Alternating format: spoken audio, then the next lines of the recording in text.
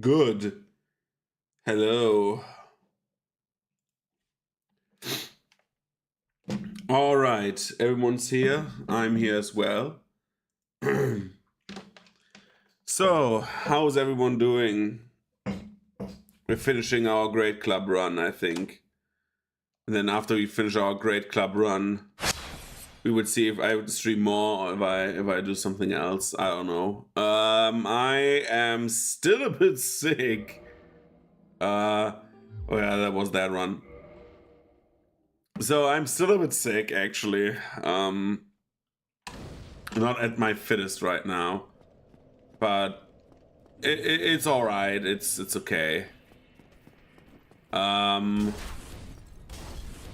I got some. I don't know what I got. As much as it looks, or as far as it looks, like I met up with a friend and like. That friend goes to kindergarten, probably like something from there, because after that day I became sick, and I was like basically sick like until 2 days ago. Now I'm getting better, but as you can hear, I talk nasally still, so. Oh right, that was this shit, oh my god.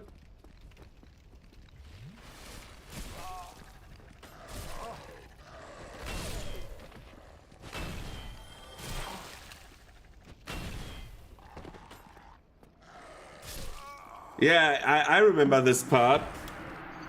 This is horrible.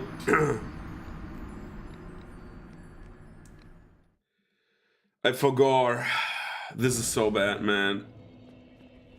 Dude, I cannot one-hand this. This is very bad. How much strength do you need to one-hand the Great Club? I'm not fighting these. I'm not fighting the dogs. I will get through that.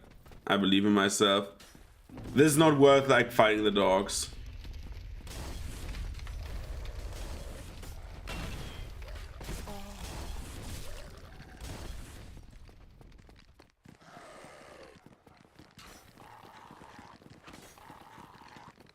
If I get through this, then everything will be alright.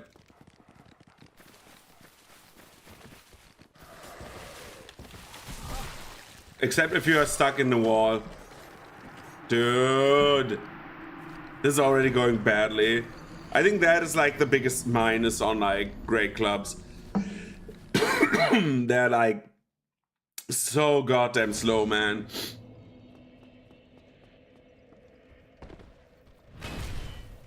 This is like the best move for like this deals a lot of damage.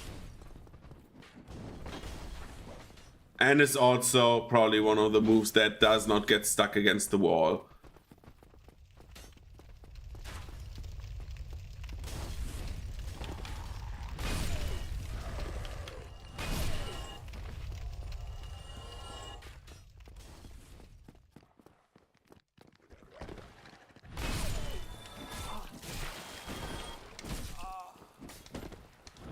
Also, this is like asinine, dude. Holy shit, the damage. Everything is too fast. It's just too fast.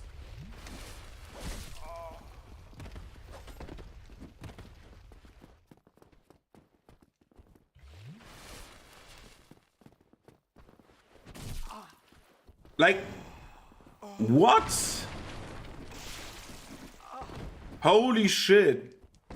How did he do that?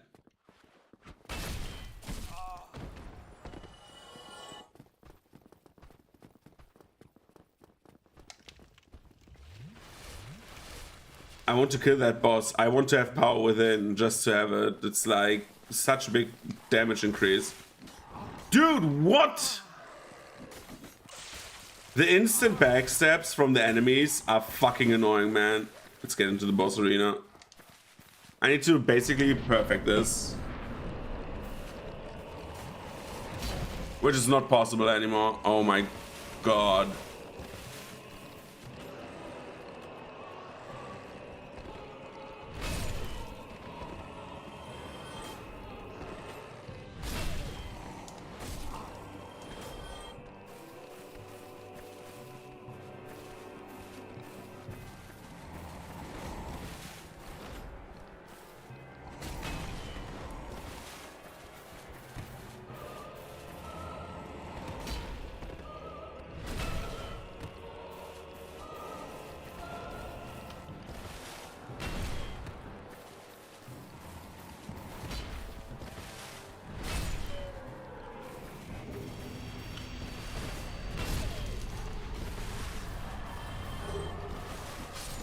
That doesn't matter. We got the key to the depths. This is horrible anyway, so like it really does not matter. We just go down, go to the depths, ignore all the enemies now because we can. This is awful. So that is like, I think, the worst part of the run probably, because here we have like a lot of enemies with like that are easy to kill, but like since our weapon is slow, this will be like the bane of our existence through like all the runs.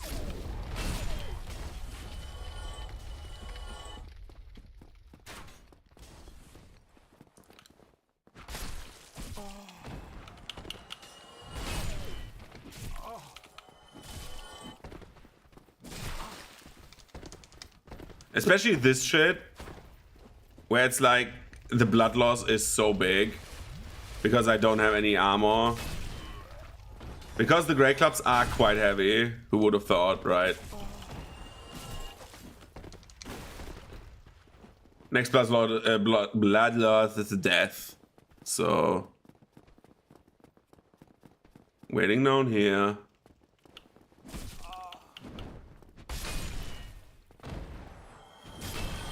And this is like how we do it. We take the humanity. I don't want to go down in the depths, and like I would love to like first try all of this without going to New Londo.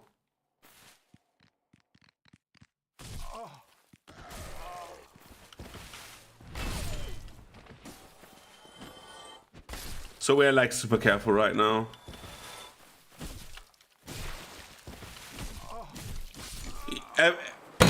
Jesus fucking Christ. Once you're in a wall, you're dead. You're just flat out dead, man. I don't know how this happens so often down here, but I die like constantly. Because I cannot fight back.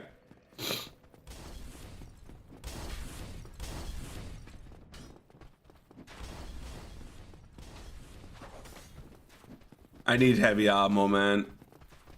I think that is the biggest like downside of the great weapons. That without like poise, you're just like fucked because everything stuns you instantly.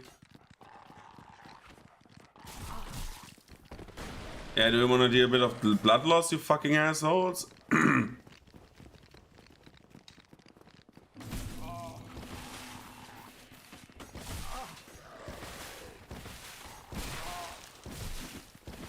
I'm dead. Yeah, I'm dead. Oh my fucking god. What is this? Dude, I just want to kill the Gaping Dragon. I just want to get my large ember. I just want to get my large ember and kill the fucking Gaping Dragon, man. This is like, I think, the worst part of the run, probably. I think the only other part that can be worse is the walkway in with the Painting Guardians.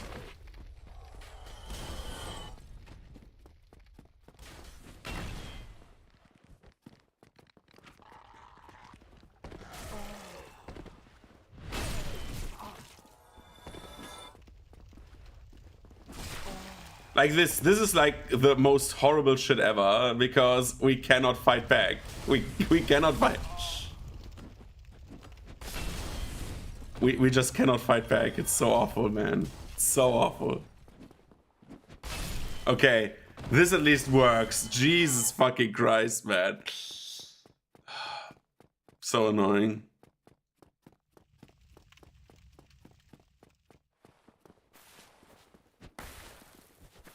And like especially that entire shit with that entire shit with the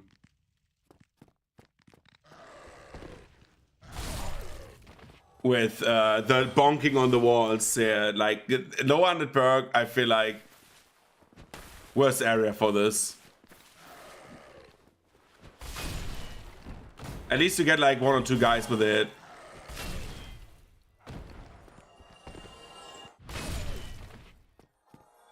Jesus Christ. Okay. So anyways, what's been going on? So I did like a bit of during like my on Friday my Pathfinder session sadly like got postponed because, well, I was sick.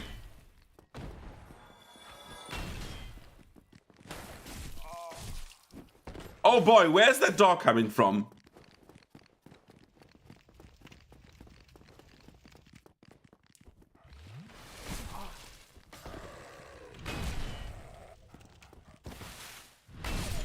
Dude. Okay.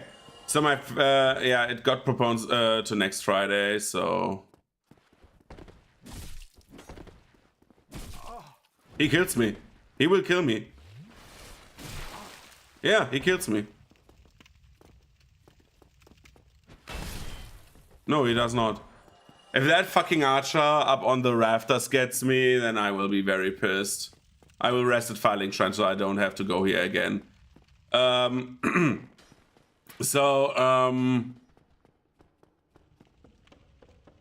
Yeah, that sadly got postponed because of, well, the issues of me being sick. And then yesterday, I still half a day of rest, and I went to a friend. We played a board game, Imperial Assault, again. We finished our campaign there. I was playing the Empire as a solo player, and then like 2 role players. I won. But like that campaign was not going in their favor. Oh my god, Fighting Shrine is not there anymore. I forgot. Dude, if that guy kills me.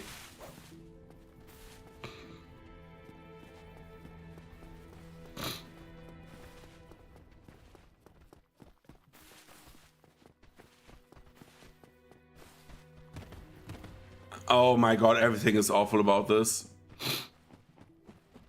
Someone jumped to their deaths. What the hell?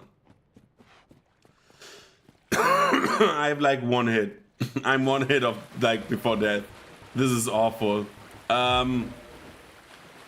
So yeah, basically what happened was like the campaign we played was called Heart of the Empire. It takes place on Coruscant. So and I played it basically, which was not a very good choice actually, on all things considered. I played a deck that was basically vehicle based, but so for the most missions, my only unit was a jet trooper, like 2 jet troopers that you can set up. And that worked fine. It was, however, like it was a fun deck because you had like huge bursts of damage, which I did not expect from the very start. And the damage kept up quite long, actually. However, and that is a big however, the entire thing around it did not feel like fun very much. Because all things considered, you didn't like it was not very like exciting for many of the games. Oh my god, I jumped down there. That was stupid. Yeah, exactly. Oh my fucking god, I will freak out. I will fucking freak out. This is so fucking annoying right now. Because I cannot go to Firelink. I forgot that I cannot go to Firelink again.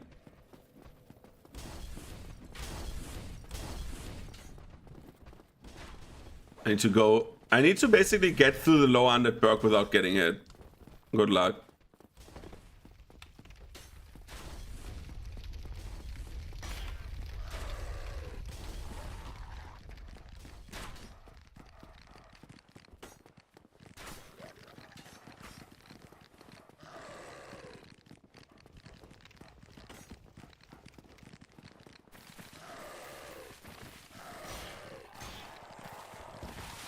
Okay, quickly locking in. Sorry, talking soon. Oh my god! No, that is not fucking possible, dude.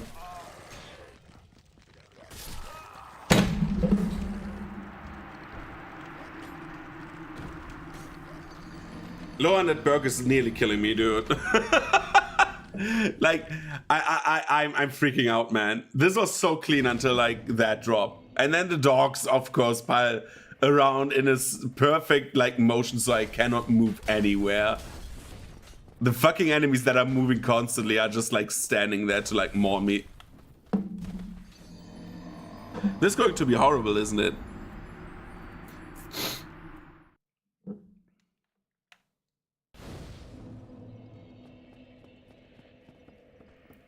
I would be happy without power within. I would be happy with just the large ember.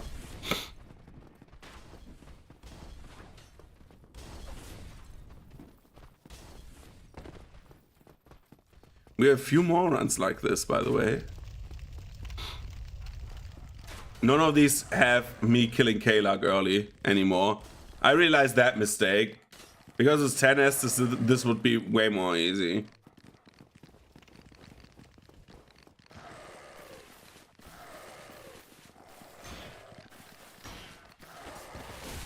I'm dead. Let them kill me.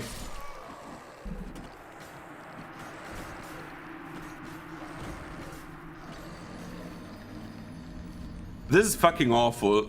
So anyway, so yeah, the entire campaign was like, it was, in theory, it was fun, but I couldn't use the vehicles very much because Imperial Assault has like rules for like, you cannot have vehicles in houses. So basically Coruscant is mainly in like buildings, so that didn't work. And yeah, with all that,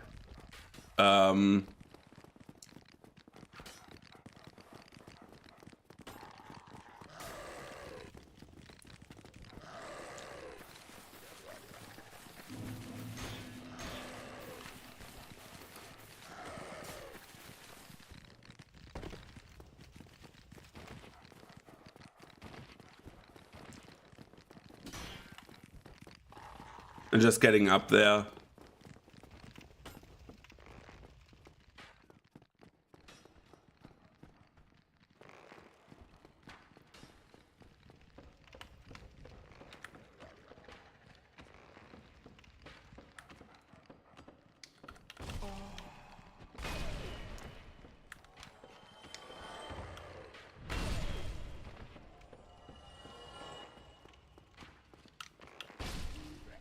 Okay.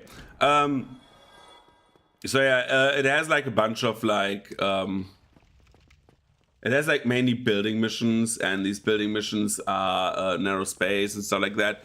So I couldn't use them, so I was relying on jet troopers. But jet troopers, in theory, are the best units anyways for that deck.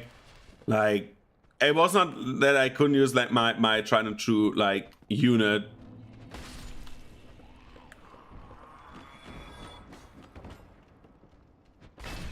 But I wanted to use like the big set pieces because the deck relies so much on like, oh, you have like big ass vehicles and troopers around it, which is like a very cool concept, like with like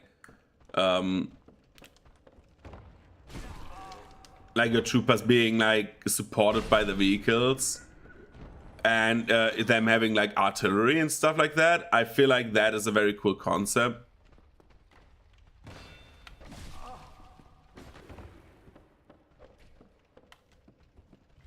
Dude, I feel like a baby. I feel like a fucking baby.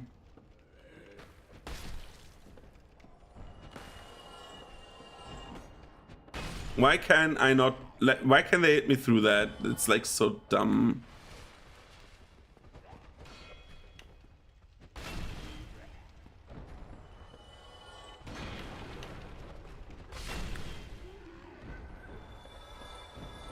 So now I have a very big problem. There's a bunch of dogs incoming.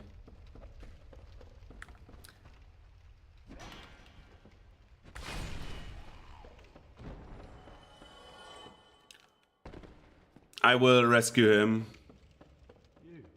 Yeah, Laurentius is here. Please get saved. So yeah, that was like a bit disappointing, and the players had sadly chosen good heroes in theory, but not in tandem. They have like all put big glass cannons against the high damaging deck, and Imperial Assault has basically that has like in like I would say 90% of the missions a rule, probably 100% of the missions, where like every hero gets wounded, which is like losing their health bar once. When everyone gets wounded, you lose the game, and if you have only squishy heroes, a squishy hero can take maybe like 2 hits and then they're wounded. Like 2 good hits and they're down.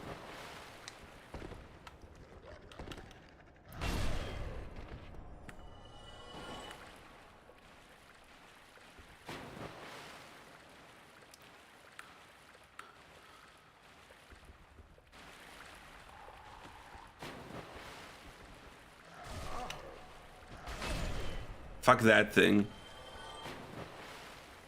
So basically I was like, so to like set an example, I had a card that could like deal 3 damage AoE wise, and every hero had like 10 health. And that was like just one ability, and like a shot would deal like, if I would put cards into it, would deal 5 damage, and I had like 3 shots a turn, so that was like a slaughterfest, sadly.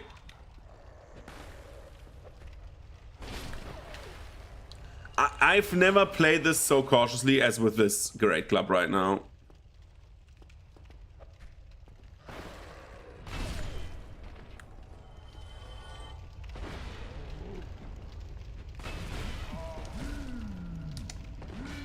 How about no?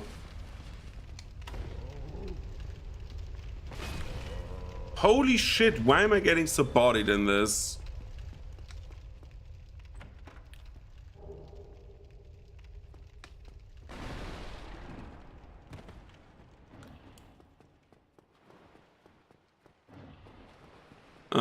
Let's jump onto the red.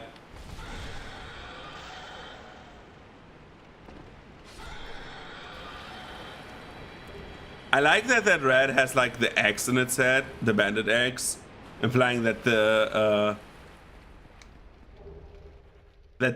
bandit who uses spider shield and like armor you find in here, that he died here.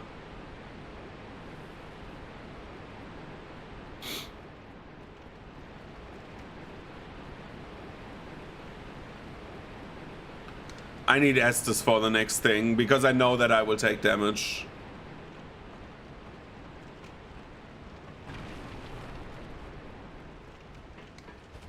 I will probably even go so far as to do Blighttown normally, which is bad. This is very bad.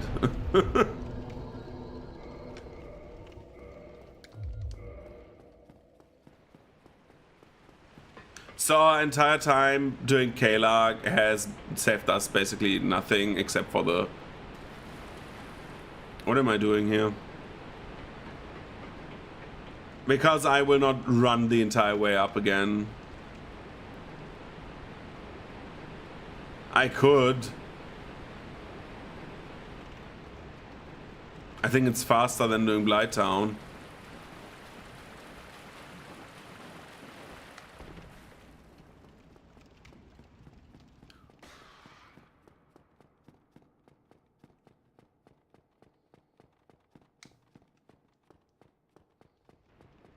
Enemies are our worst enemy, dude.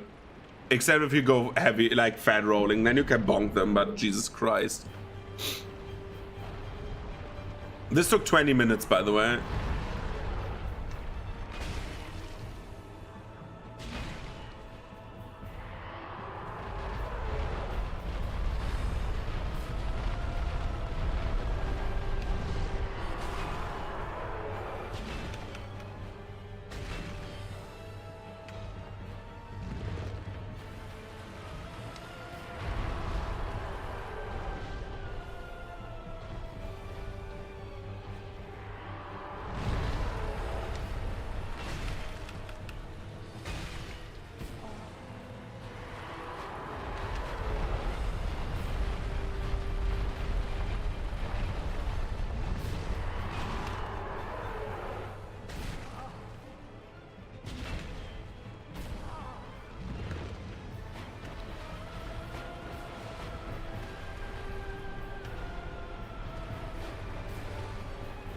Come on, slam your fucking head down.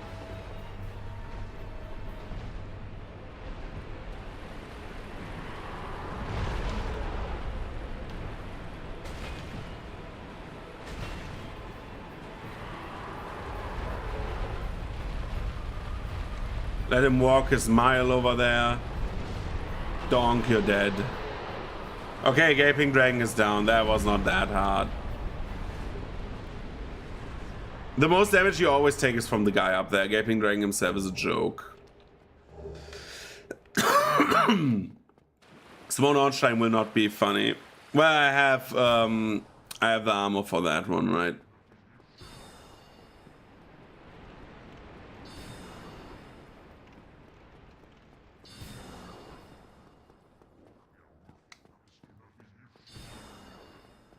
I'm smart about this. I'm not smart about this.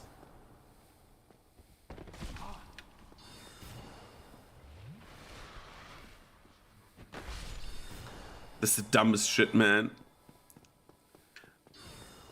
I think I tried running great clubs once. I think I tried it with a demon hammer and I had the same problems that I basically rage quit. Because I hate the idea of like bonking against the walls consistently.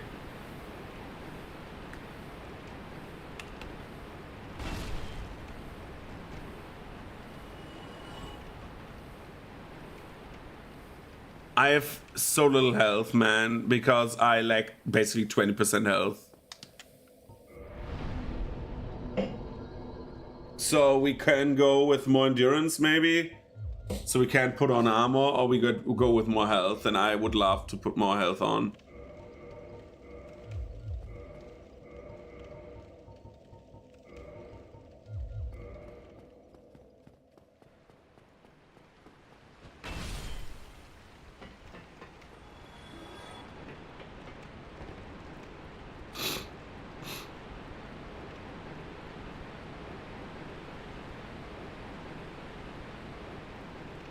So let's do Blight Town.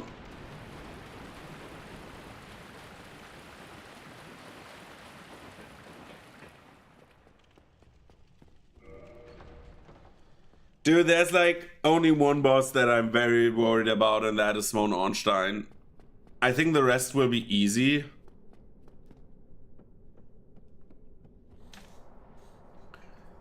But let's get our wonderful plus 15 weapon first. Oh yeah, I forgot. That's why I hate heavy weapons, by the way, because in DS1, the normal enemies have so much poise for the most part. Except for like the small enemies that are so fast that they can hit you, have like so much poise that you cannot poise break them with one hit. So like your benefit of having like that heavy weapon goes up in flames because everything else will murder you regardless.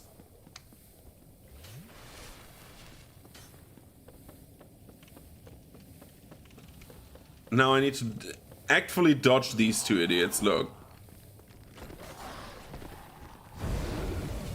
I need to have you do your... Okay, he jumped down.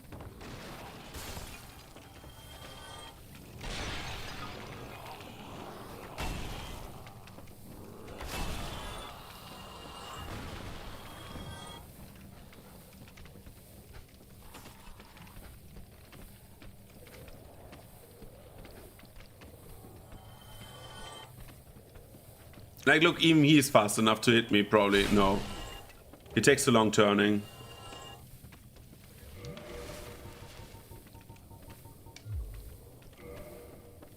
I will wait for them this time. Because they will try to kill me. Where was it? I need to hear that. Because I know that will fuck me over once I do this. Like, look how slow my attacks are, man.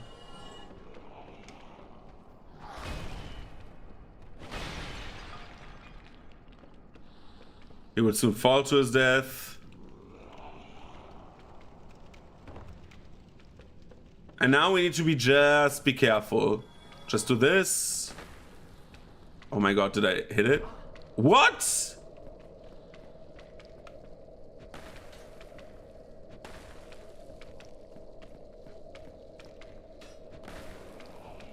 Oh my god. No!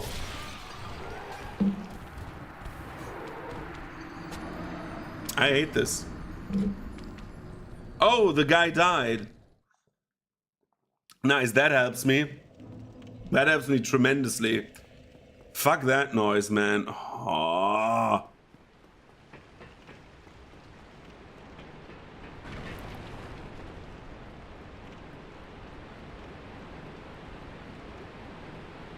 It's like the game right now is like, I mean, I'm not playing on my best, like, play behavior ever.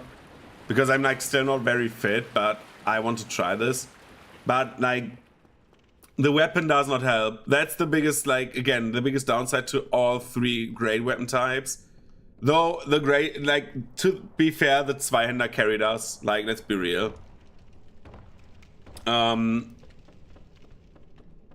Is that you want to have the heavy armor according with it. But this part, like the early parts, punish you hard for using heavy armor by having like small enemies running after you and consistently like poke you, which doesn't do much damage, as you've seen like when you have armor against the bandits. When we had like, we lost like a good third of our health the first time, and after that, with like the Hevel set, we lost like what, 50 health? Dude, why are the dogs down there? Oh, there's more than one pair of dogs. Today I learned.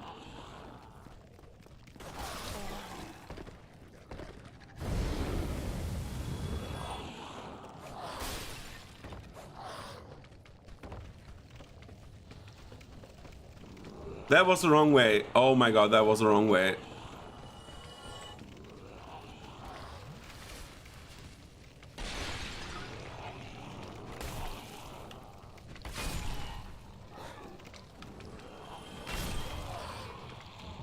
Good. Now, we need to fight the bug. I don't think I hit it once, so that's great.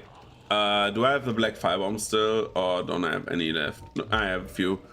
I could roll and hit, but I think that was the second time I glitched through the thing. Like the last time that happened, that was my first time of that happening. And I never knew that could happen, that you can like slide through on the left side. But okay, we can live with that.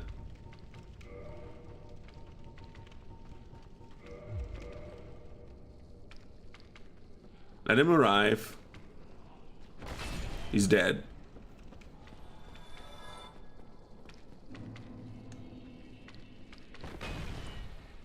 Okay, this works.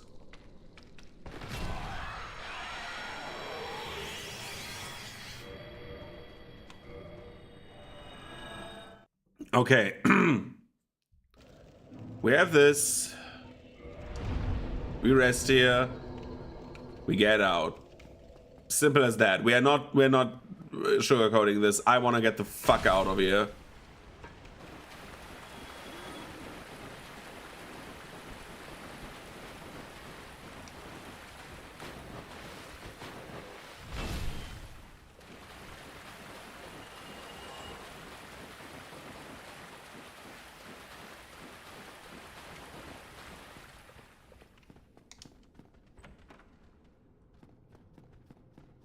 Wasn't there a ladder at wasn't there a ladder somewhere around here where it can get up? Or was that... I always thought there was a ladder up here. And I mean not the needle knight ladder. I mean like the thing you climb on, you know.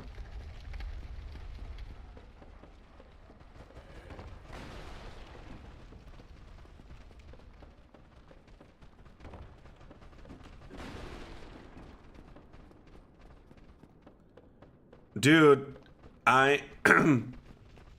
this was genuinely awful. Like, even if we, like, I would at the end, like, say something about the route I picked and how awful it was to make the Demon Great Hammer work when the large club is, like, right there. That we, like, could have, like, easily saved half an hour. Easily saved half an hour. But, like, this was genuinely bad.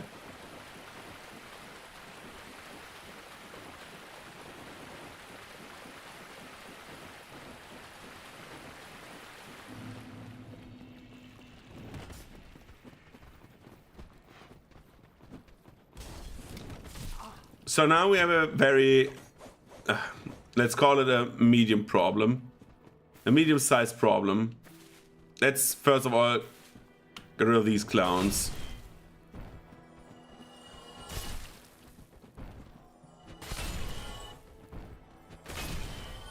Okay, they're all dead. Griggs, my guy. Yo, what's up? Purchase magic weapon, baby. Yo, I don't find it unsavory. Thank you. Bye bye.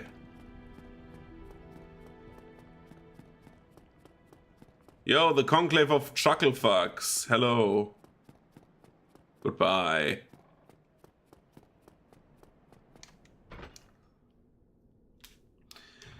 We are doing New Londo with extra steps.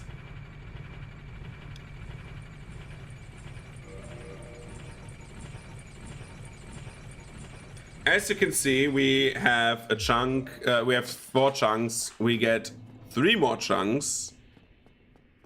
Guaranteed until... Let me think, what guaranteed chunks we have? Did we have the first Black Knight? Yeah, we have that one, right? Because we parried him and then, like, we hit him, right? The second one on the tower we got as well. I think?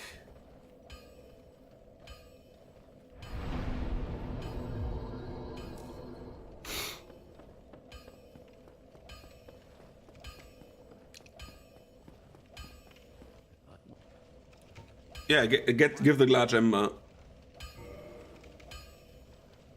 We modify this to Great Club 6. And now we're getting up Sense Fortress. This has the main reason that we want to get the large Titanites up there. And the Titanite chunk. Get that. We can do New London now. Yeah, let's do New London now.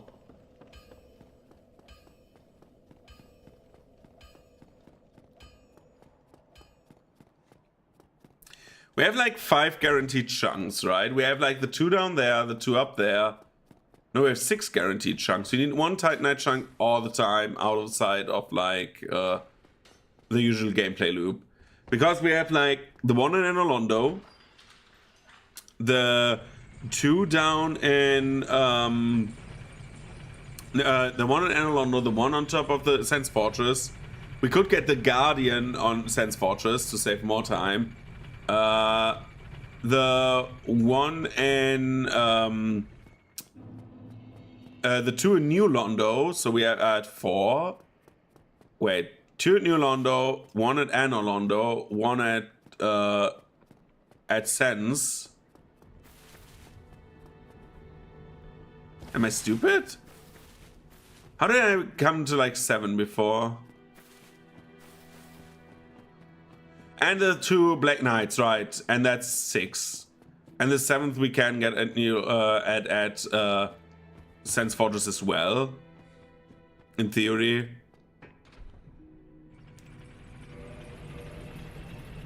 But we'll see. Maybe one of the 2 clowns down there is dropping of the few clowns down there is dropping me something. I don't need drop chance anymore, so we can get that. We need the following things out of this run. We need the very large ember, which is our main priority. So Buckle up. We need, besides that, we need one Titanite chunk. That would be great. One extra from the enemies. Because we get 2 guaranteed down there.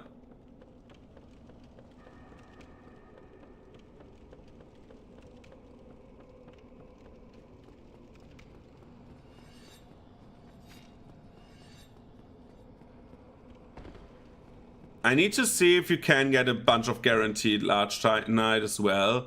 So I have like 1 free 15 weapon before we do anything else.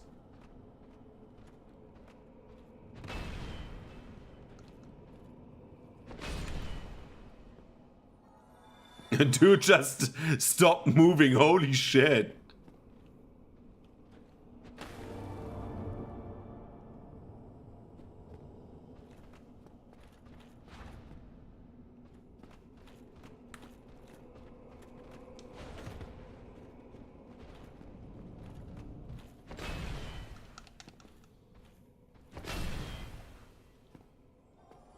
I love how just are like pancaked and that's that. They just accepted their fucking fate, dude. Okay, Titanite chunk.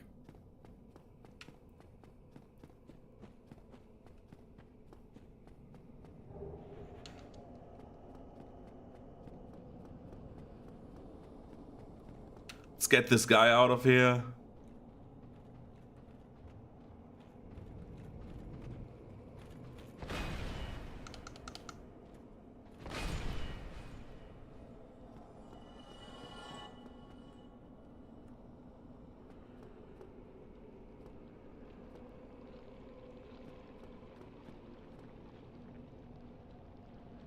What do the ghosts want?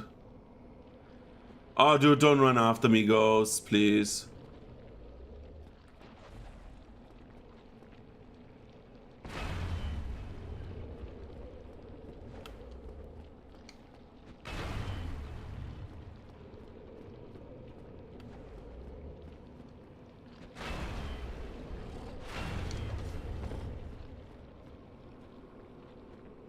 Yo, hi. Doing okay. I was sadly sick the last 2 days. Yeah. I was sadly sick. Well, the last 3 days. Yesterday I kind of recovered, but I had like a very bad I don't know what I had. Basically, I was not feeling well. I had a running nose, coughing, stuff like that. Nothing horrible, but yeah, how are you doing? Good to see you. Good to see you. Oh, yeah, then you stay healthy too, please. Bonk. Oh, dude, no. Bonk.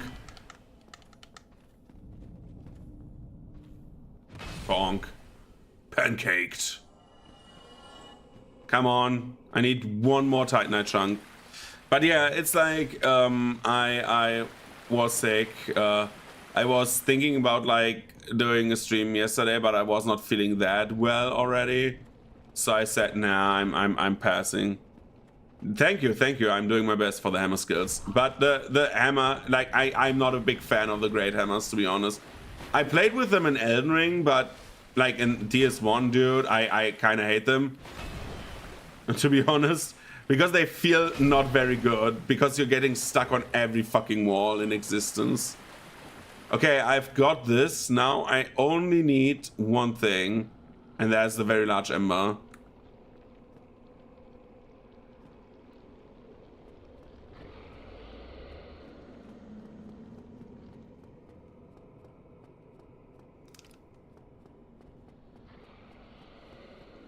If I have the very large ember, then I have everything I need to have a fully upgraded weapon. Well, not everything. I need to get through Sense Fortress to get the large Titanite shards.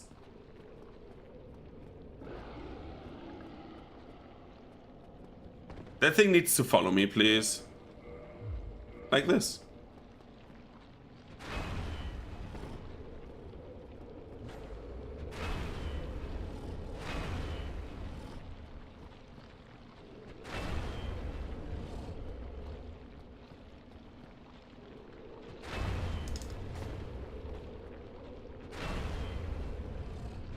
Okay.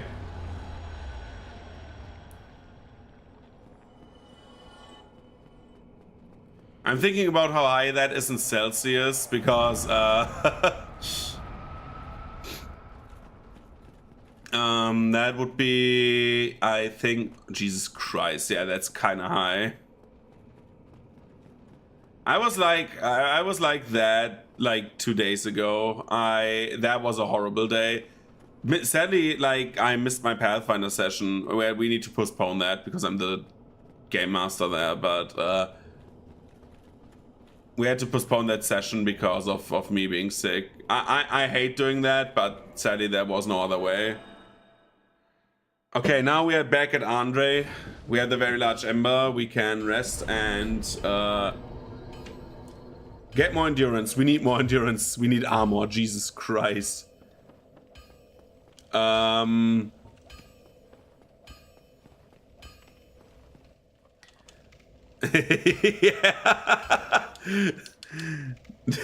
Dude, Celsius, is that a new American drink?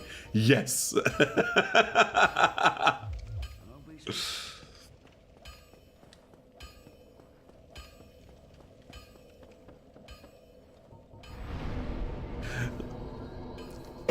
For me, when I first found out that there was like other measurement systems, right? Like, how it's so crazy, right? Because when you are like young and impressionable and you don't have much life experience, I feel like you see the world so much bland, like so much blander in some regards than it actually is. But it's not better than Gatorade, dude. Gatorade. Like, I find it so much funnier. Well, it's not blander. It's so much. It's like so much simpler than it is, right? I find it so ridiculous because the first time I found out that like people have like a different measurement system for temperature, and that it's like not based around water temperature, which is like the entire idea behind Celsius, right? It's like 0 degrees is 0 degrees is when water freezes, and 100 degrees is when it boils.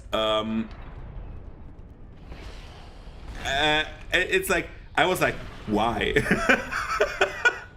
Like, that was my honest little German man reaction back then. Like, why? Why would you do that?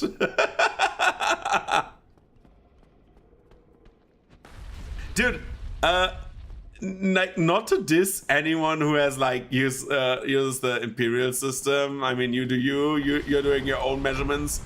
I need the inch because of you sometimes in my life, because of miniature building and stuff like that. Everything is like 1 inch because you the imperial guys, like the Brits, have like started that miniature craze. Oh my god, oh, that is bad. Why is the snake lady not coming after me? But like, dude, the metric system is so much more simple, dude. I'm not dissing the imperial system. It's so much more practical because, yes, everything like for the imperial system is measured in inches and feet. Yeah, they got too much. The problem is I'm like just too naked. That's my biggest problem. And DS1 having no armor is like so much more damage. Just like instead of having some armor. Because back to the metric system. Like, it's so much better to like measure everything in like steps of 1000, right? Instead of like having conversations, like conversions between like other numbers. It's so much it's crazy to me. But again, you do you. Everything is working out. Like, nobody has died from like measurements, right? I find it just so much more simple. Like, as someone who's like small brained regardless and has to work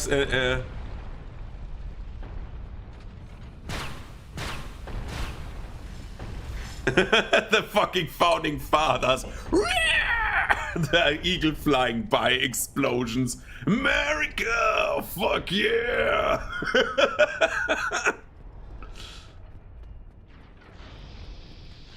Donk. Let me through. Thank you.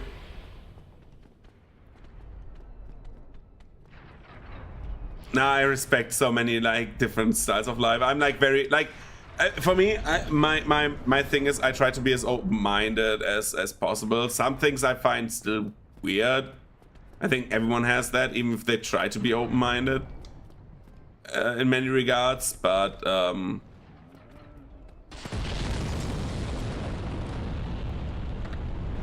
whoa, that was a snake, man.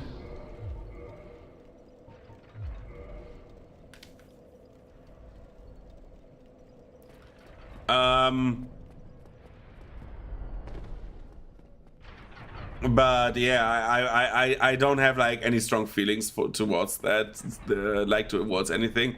Like again, I'm using inches constantly. Like I'm using inches, I'm using feet.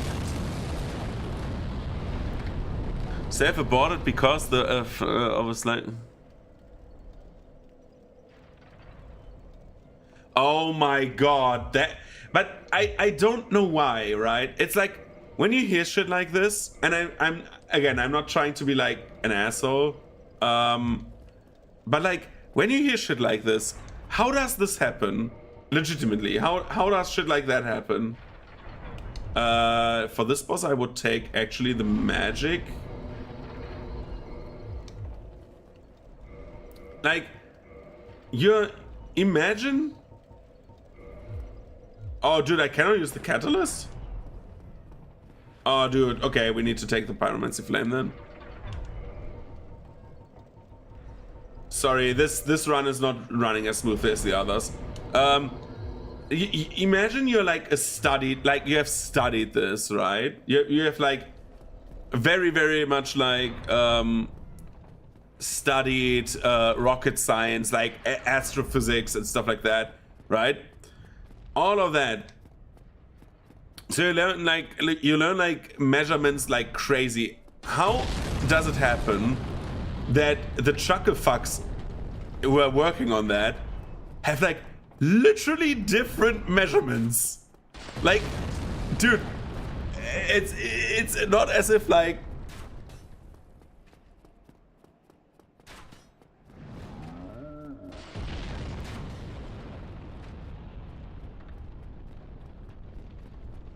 oh my god. This is like so crazy to me, right? You have like the smartest heads there and they're doing like shit like this. This is like the math my mom would like mistakenly make. My mom is not good at math. She's great at so many things, but not at math. Well, not 100% true. She's like good at like she was like at ecological math, like basically like doing finances and stuff. She did that for a while.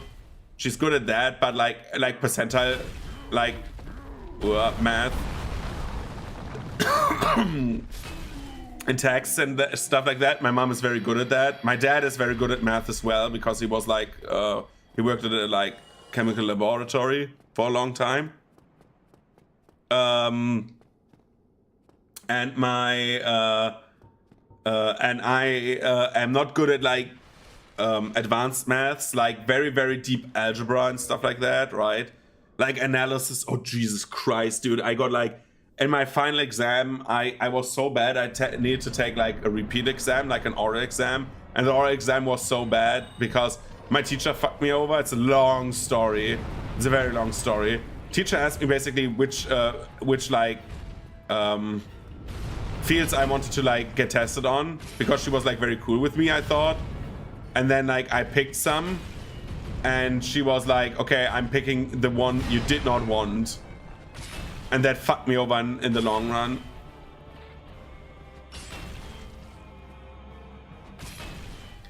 So, which is more funny now that I have become like the more funny part about all of this is I'm a bachelor professional, which is basically the master craftsman, but like only on like the industry level. So I'm not like, I cannot do like do something crazy like make my own, except if I take another exam. I cannot make like my own like company that is like branded like Reniken master electrician, right?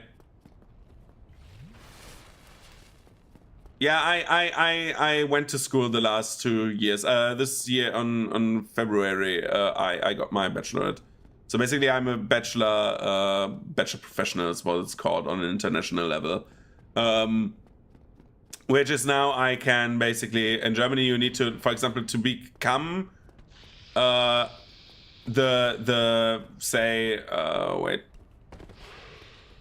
to lead a team of like, for example, for me, it's like a team of electricians for automation, to be exact. Thank you. You need to have like, you have to have like a bachelor of any kind. Either you get the technician, electrotechnician, which is like the statewide thing, or you get the Bachelor of Science, or you get the Bachelor Professional. And I got the Bachelor Professional because I wanted to like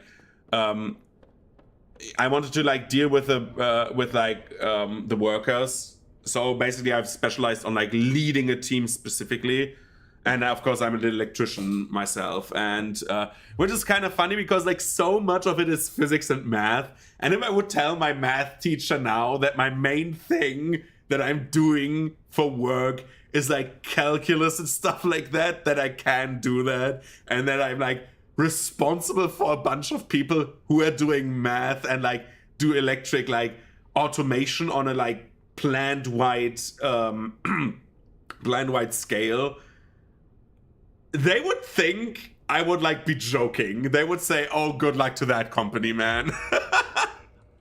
But I did a 180 from like school basically to like I visited university for so basically after school for like I wouldn't say she was my no, she was not officially not, but like a girl I had a flame for. She was like dude, she was like very against the idea. Never let them know. Never let them know the next 3 moves. Yeah, she was like very against the idea that you go and do an apprenticeship after school, and I was like, yeah, I want to study as well. So I got into my mindset that I wanted to go to university.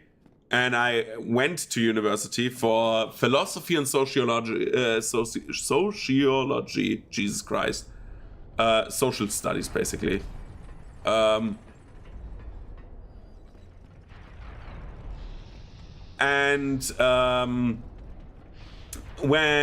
I was doing that, yeah, and then I went to like do philosophy until I had. I think until the 5th semester. So in Germany, it's like 6 semesters, right? And in the 5th semester, because it was not originally my plan I wanted to do. So it's like a long story. After school, in Germany, it's called Abitur, which is basically the high school equivalent of like America. I wanted to go to the army actually and get my Bachelor of Science there for machinery actually, because I said I wanted to get into the armored corps basically. I wanted to like build, like work on tanks and stuff like that. That was my thing that I wanted to do. And then I said when I wanted to do that, the problem was these nice things here, my eyes. The German army at the time of like me applying had a maximum deficiency of -8 dioptrin, and I still have -10.5 like for years now. So I had too bad of like eyesight, and the thing was, the doctor basically said, well, we cannot enlist you because if your eyes are fucked, like if you lose a glass, you're dead. Like that was literally a sentence. And I'm like, dude, not to be a dick, because I don't want to, but not to be a prick, right? But if I lose my glasses even with -8, I don't see shit. I'm dead. And so, yeah, I didn't get enlisted, and then I said, okay, at the time back then, I was like, I also have to say, I am chubby, I am overweight right now. At the time, I was like weighing 1/3 of my weight, like 1/3 less of my weight right now. So instead of like the 125 kilos I have right now, I weighed 85 kilos. And I went to the gym 5 days a week. Like, I was like a very, very enthusiastic person going to the gym, right? I was very fit. Like, I passed all the tests except for the eyesight for the army. So it was not like, oh yeah, shit. But yeah.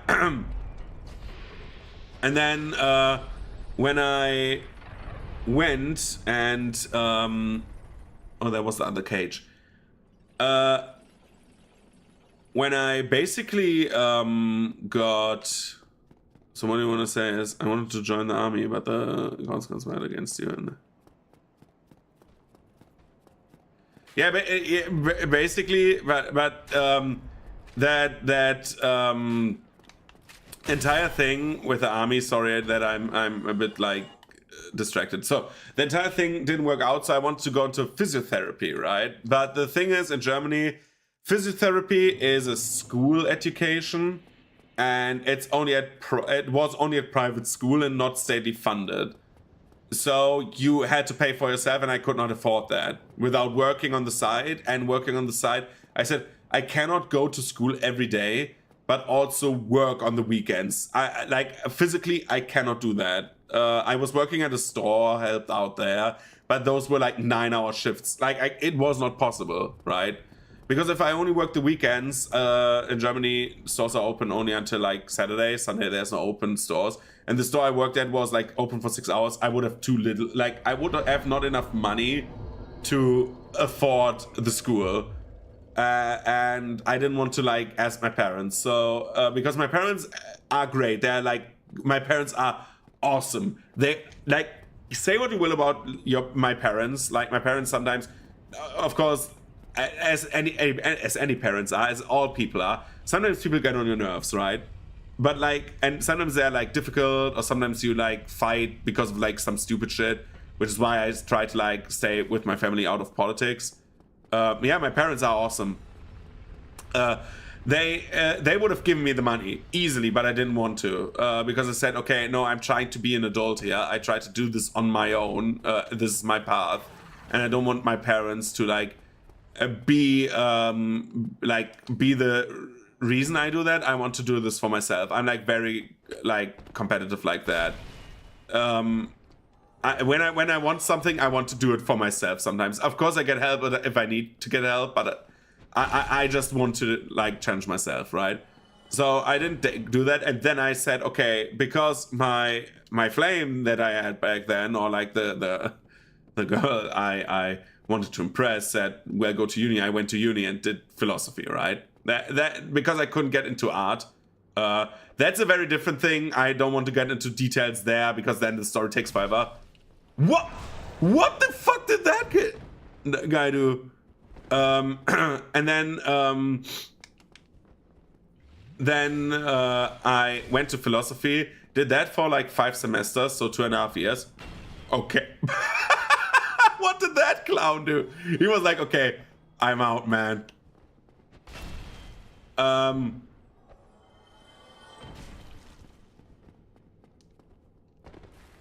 god. That was the first time I did not hit that jump properly. Yeah, he just jumped down there. He's like, okay, I don't wipe with this planet anymore, and just rolled down.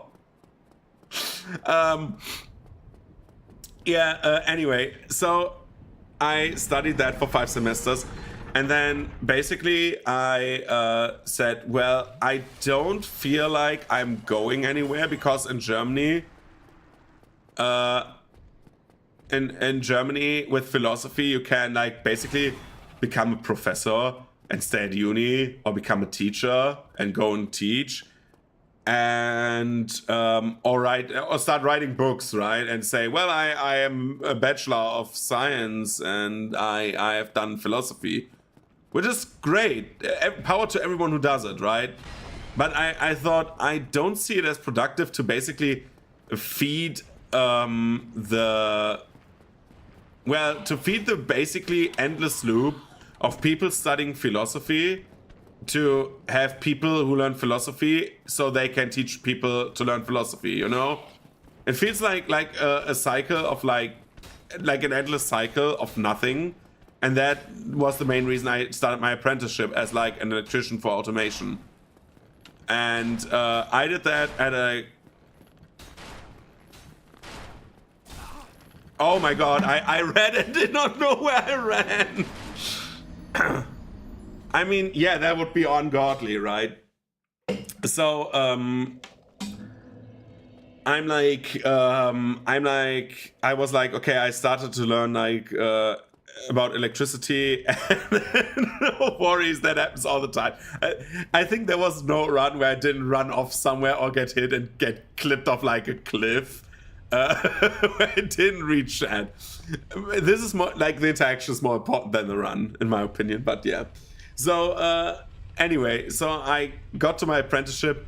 I actually was very nervous about this because I was told, okay, this is very math heavy, and my math class was not very good, and physics was also not my strong suit. And I went in there, and I had a cooperative rivalry basically, and a very good friendship up to this day with someone of the chatters here, Ryden, who's like rarely here in chat now, but I see him every week, like literally. I raid with him in Final Fantasy, and he's in my Pathfinder groups. So I met him there, and we had like that sort of like friendly rivalry where we were like both very good students. We were like basically A students. We had like perfect grades. He was better than me, I have to say that. He was like slightly better than me because he was like more into like learning math, and he was better at it, while I was like, okay, god damn it, I'm stupid.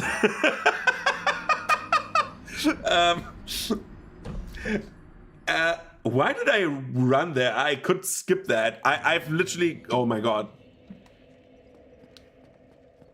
Yeah, yeah. I've done the shortcut. Why did I go up there again? That was like utter reflex. Anyway, so we had like that nice rivalry, I would say, from my point of view. I'm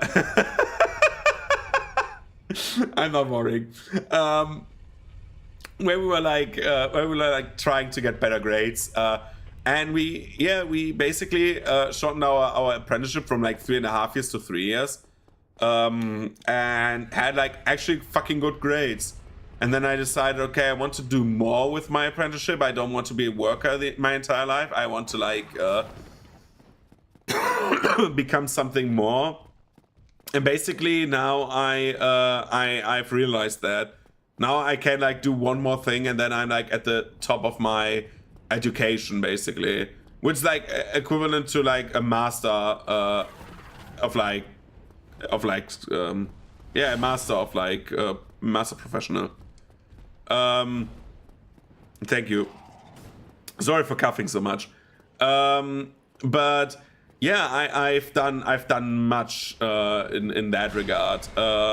But now everyone, because it said professor or doctor, I actually people when I was team leader for like the last month, I jumped in for somebody. I'm waiting basically for a position right now to open up, which should happen soon. And I will like jump in for someone for like 3 months soon as well, because in Germany you get like 3 months of vacation when you become a dad or mom. So yeah, when you become a parent. That colleague goes into like vacation mode then, and for the rest of the year I will take his like spot. But what I actually wanted to say was, oh, he goes after me. Okay.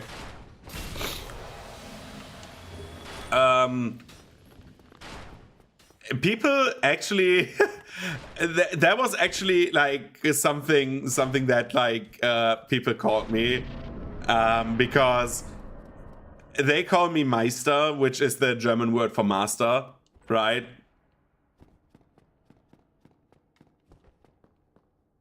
Yeah, exactly. Like you have maternity leave in Germany. You had that for until like a few years ago as well. I think 7 years, 8 years ago, and now you have like parental leave. So both parents can go into like leave if they so desire.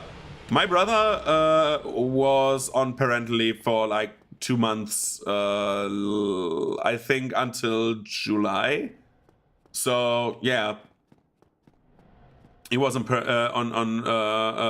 paternal leave, which is, I think, very cool in Germany that you can do that. I also need more, by the way. I need 2 more points in attunement, so we have the second spell. Anyway, so yeah, but like. I actually like actually we could also play with the Dragon Tooth, but we're not doing so. The Great Club, the big bonk stick is so much funnier. The thing is, when like some people actually like during work call me like Master René, or my master and then my last name. I'm not saying my last name now, but. Like, basically, and like one of the guys who was watching my stream, they called me like literally, and I find that kind of cringe, but it's like still funny. They called me Master Anakin, which is like, of course, a play on Anakin Skywalker, right? But, oh, we have one too much. Anakin Sensei. But it was kind of funny, to be honest. I found that kind of hilarious that I'm now basically the master. I'm a Sith Lord. So I think if I do it right, the invasion point for Lord Shrek is here.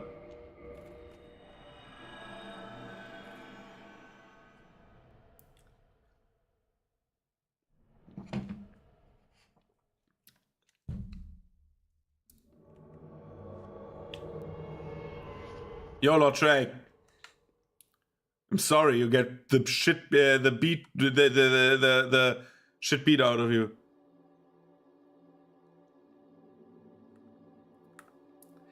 It's kind of funny.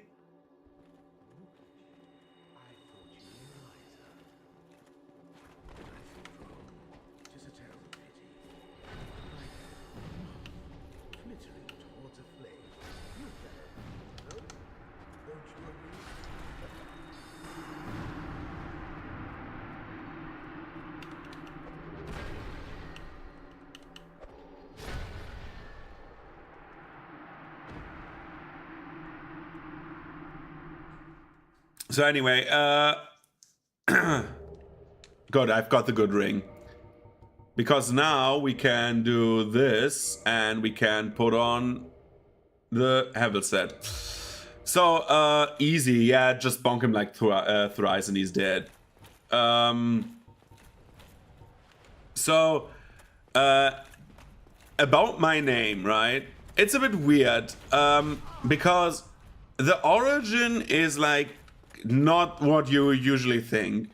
So my original name comes from basically Pokemon, instead of what you think that it's like from well, Star Wars. Because the original story about this is, oh Jesus Christ, the damage, dude.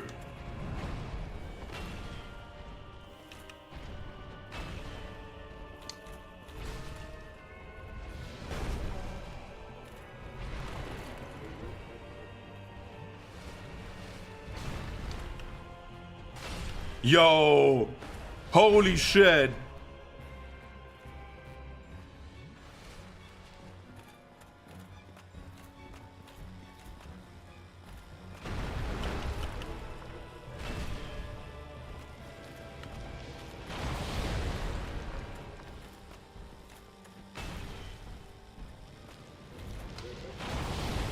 Yeah, that is like bad. Okay, I can two-shot Ornstein. Though I have to say, if I had magic weapon, I could probably nearly one-shot him. But sure, I need to get the humanity to heal up.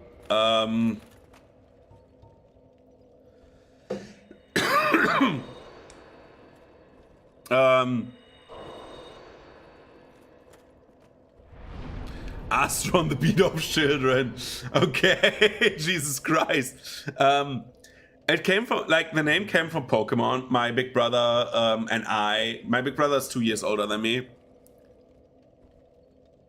I mean, Smo is like, we want to kill Smo because I want to have his armor, because we're playing heavy armors, and I got a Smo mug. I showed it off last stream. I don't know if you were there. Otherwise, I will show it off soon. It's right now getting cleaned in the dishwasher, but should be like over soon.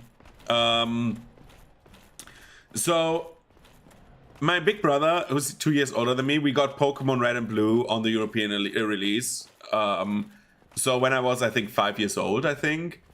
And he and I played multiple playthroughs, and we restarted multiple times because we're children, and he could read and I could not, so I needed to ask him for advice all the time, right?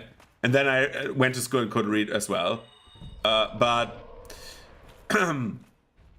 he and I, we were playing, he had red, I had blue.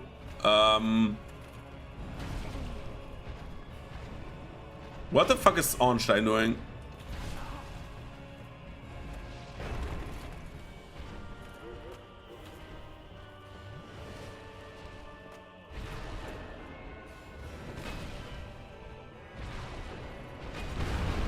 Dude, it would have been so awesome if I... Oh my god, I bumped him. He's dead.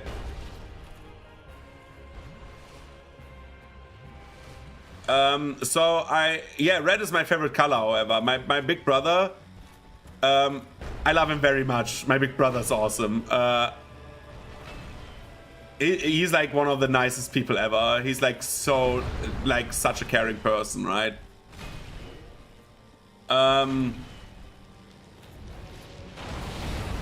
Yeah, we are too fat for this.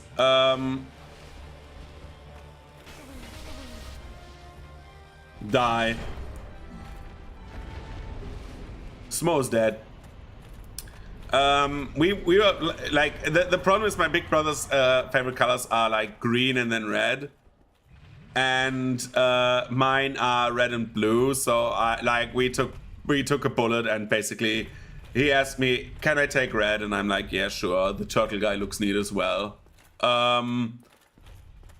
So we are playing like red and blue, and my big brother, on his like, I don't know how many he's played through, like what feels like 5th or something like that. He like found out that you had like the signs with like Poker and Mon, right? The PK and MN, they're special symbols. So he had like, I think my big brother had like his first name, he's called Nico. He's like, okay, I have like Nico and then like PK or something like that. And I'm like, yeah, but I don't want MN. So I like picked my first name, René, and then like just picked some letters and said KIN, and that was Reneken. That was my first Reneken thing. And sadly, the battery on the cartridge died, and I never exchanged it. I don't even know if I have the cartridge. Otherwise, I could like prove it that is the origin of the name. But yeah, the thing was then, that was when the name was born. I didn't use that in like the longest time, because I think one of my most used names was René93 and Omsis. Yeah. So she will sadly die from a combustion on her titties. Bye.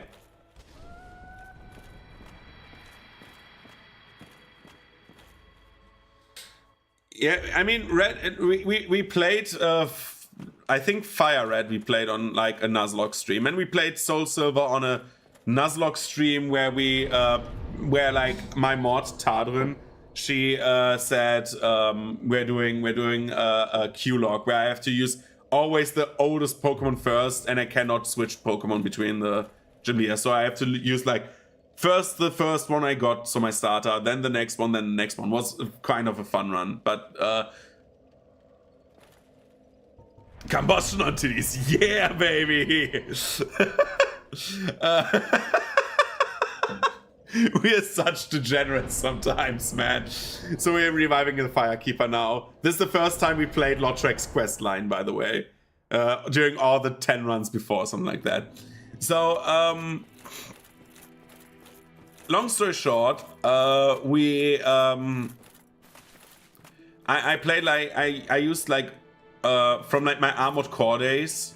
Now she can speak, by the way. She has like a very interesting quest line where she wants to die. I'm Anastasia of Astora. Now I can continue my duty as a keeper. But I only hope that my impure tongue does not offend.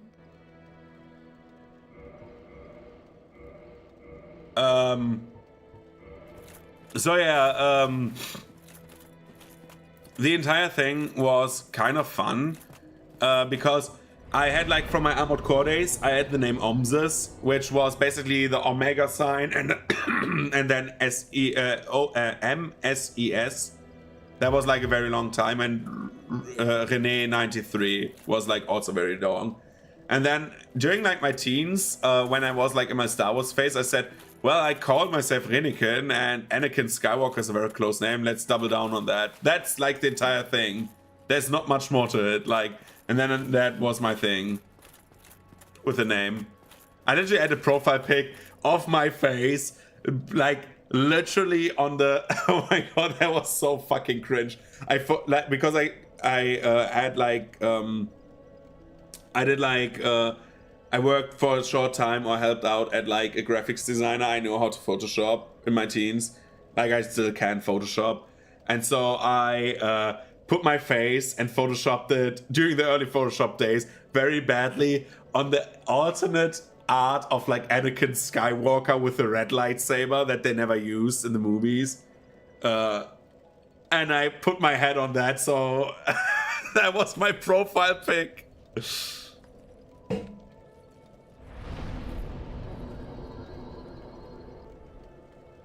Azure Ash sounds very good. That is a good sounding name, actually. I like that name. The main thing, I went back to Renikin and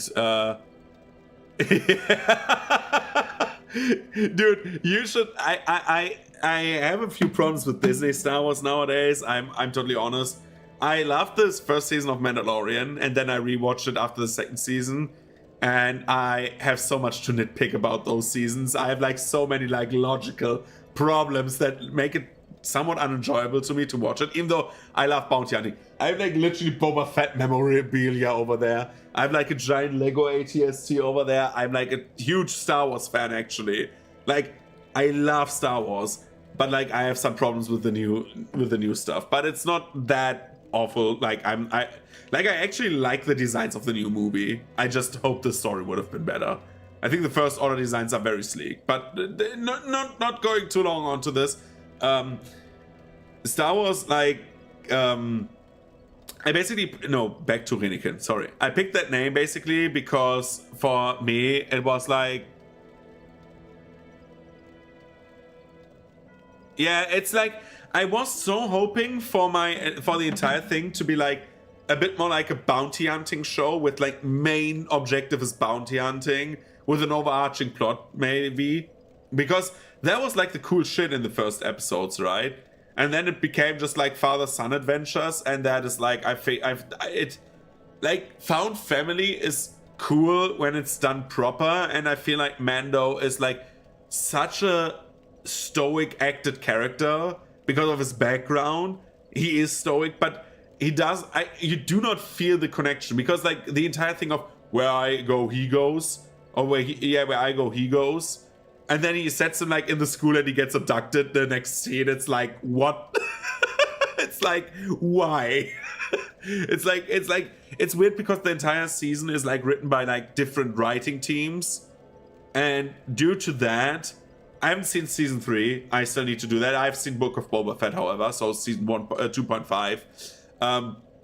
Because of like the different writing teams, Mando feels very different in the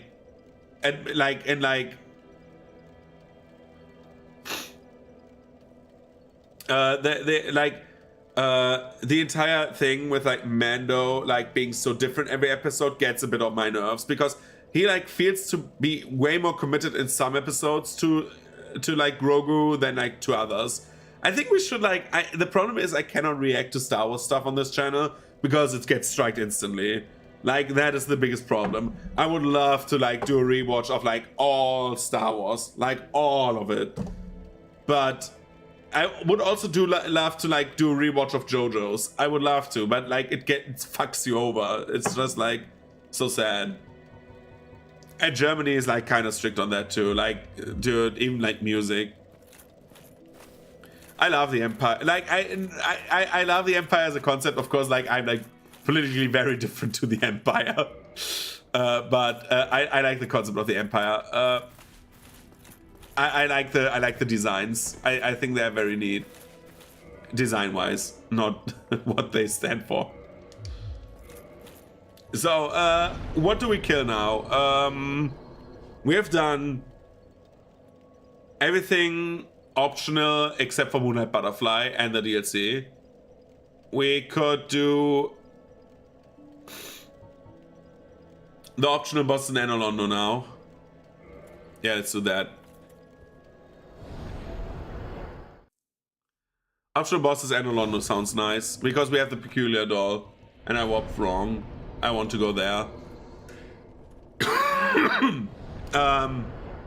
The main thing is, all like the things, Star Wars. Like, I really love Star Wars. One of my favorite games, board games, is a Star Wars board game.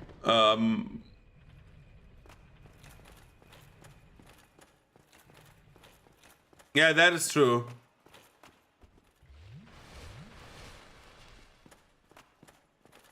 The thing in Germany is, like, I got, like, it didn't take like 5 seconds after the stream. During my drunk straight sword run that I did, I played a copyright-free Eurobeat playlist and then EDM. And during the EDM playlist, somehow there were songs that were only in Germany were like copyrighted. At least to GEMA, which is a German company that does copyright. And I think it took 5 seconds and I had like 7 or 8 claims. Which is why parts of the straight sword run are sadly muted, but it happens. But yeah, we could unarchive it, yeah.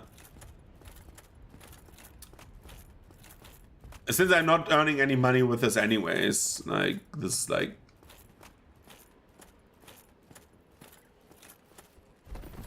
So it was you. Dude, girl did the most overpowered move. She walked back. Well, now she's bonked to death. Goodbye, you clown.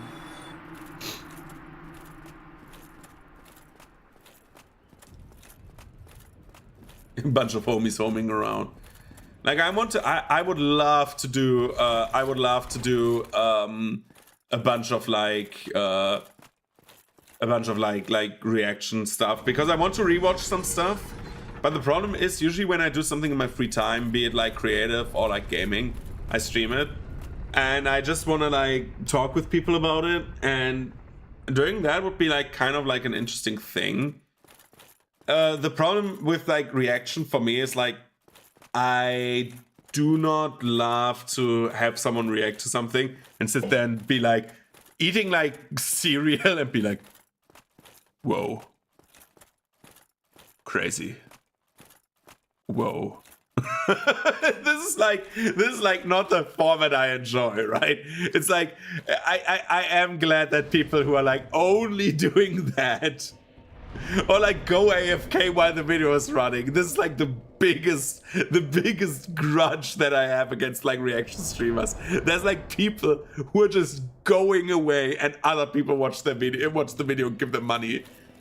I think that is like so despicable. Well, I could go on for that for hours, but like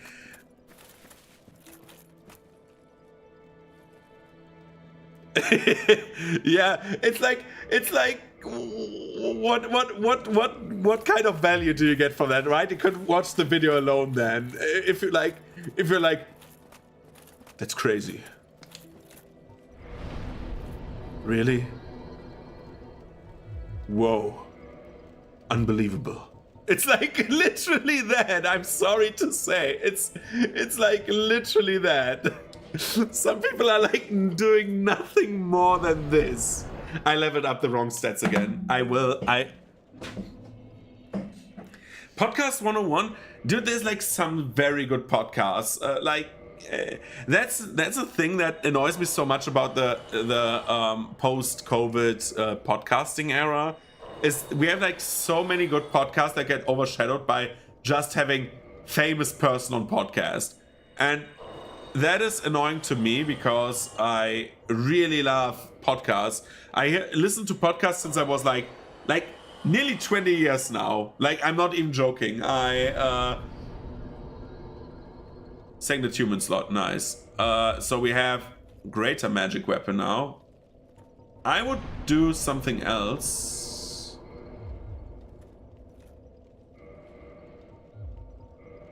Hey, core for real. I mean, you say that, but we need to go back to fighting. With the warping here, it's like a bit weird, but we get to that soon. The thing is about like this entire like ordeal, I would say, is the podcasts have become so stale. So, for example, I was a big fan of gaming wise of like the co-optional podcast, Total Biscuit. Oh my god, why did I go here? Oh, I remember. That was on purpose.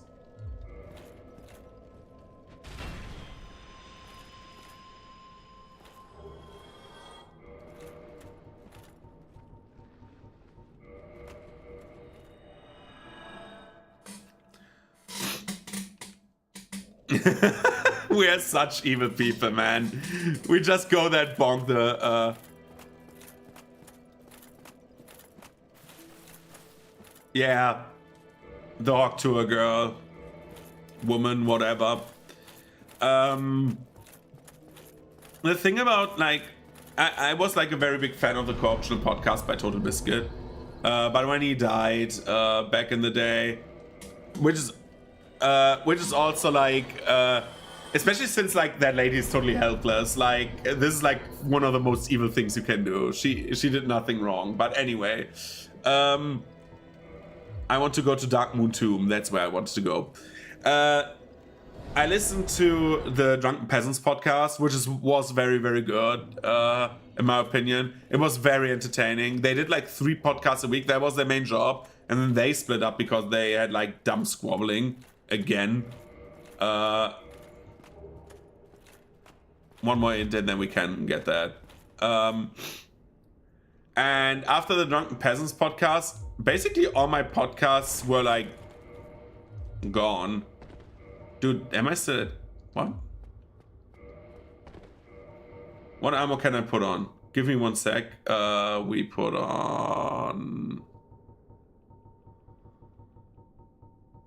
the gold hemp set again. This is like the easiest set to pick up and have just on your character. Are we already medium roll? Yeah.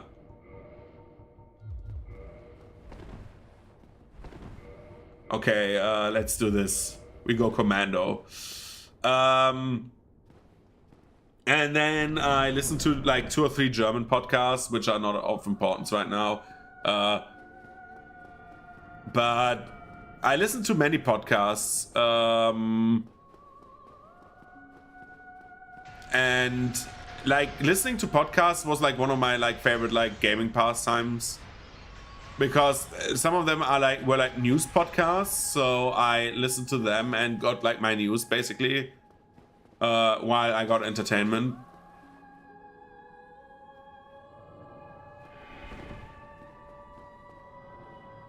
Can you please not?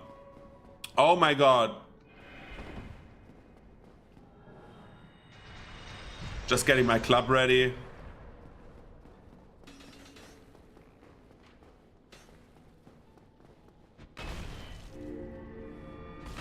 Okay, one more hit and he's dead.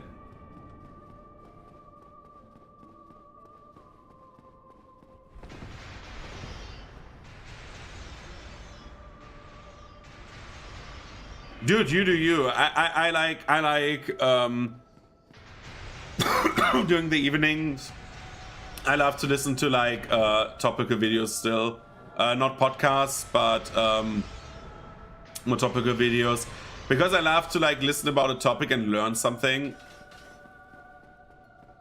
And you're dead. Goodbye, you clown. I love doing that, but I'm a very big sucker for like long videos. So I listen to, for example, EFAB, Every Frame a Pause. I listen to them for a long time. Haven't so in like 2 years because of school and stuff like that. It just got in the way. And EFAB is like one of those podcasts that does 2 or 3 episodes a week, and each of them is like 8 hours. Like they do 8-hour podcasts. There's like so much content. And since I started streaming myself, I don't have the 8 hours a week. But they do like basically like film and series analysis. And since I haven't seen like many series in like the last few months, years, because I didn't have the time, you know, that was like a very big like factor for me not listening to them. But I love to listen to like long format stuff because I love listening to opinions, and I forgot to get down the channel up there. Oh my god, I'm stupid. We will get that later then. We don't have the 15th it anyway, so. But I'm a very big fan of I'm a very big fan of different like podcast themes and stuff like that. I haven't found a good like podcast or like a good like channel that like gets me like like gets me up on like certain games again that I really love, but because I think Co-optional was like back in the day was like something special, because like the cast was so good, and then like again when Total Biscuit died and everyone else tried to like let this thing still live, it didn't work out in my opinion. Not to mention like how Jenna Bane sadly went like, in my opinion, a bit like cuckoo.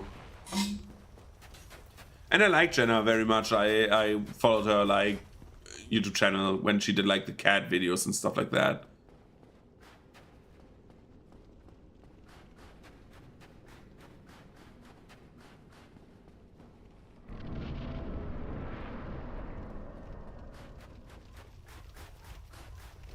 Yeah, I think I love doing stuff with background noise, for example, miniature painting.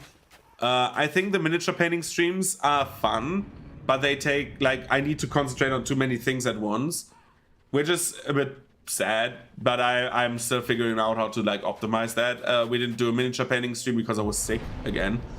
We will do one on tomorrow, probably, if I do the setup right. Or we do a 3D printer building, one of the two. But with everything going on, I feel like you just can like put on a podcast in the background and you get so much more productive because you have like something else to focus on, and you're not like, oh my god, Fuck that skeleton, man.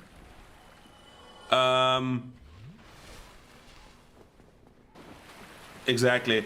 I was thinking about, again, like I need to do a giant art piece for a friend of mine. I'm still thinking about like when to do that, because I want to do an art stream with like, let's, like, I desperately want to do an art stream where we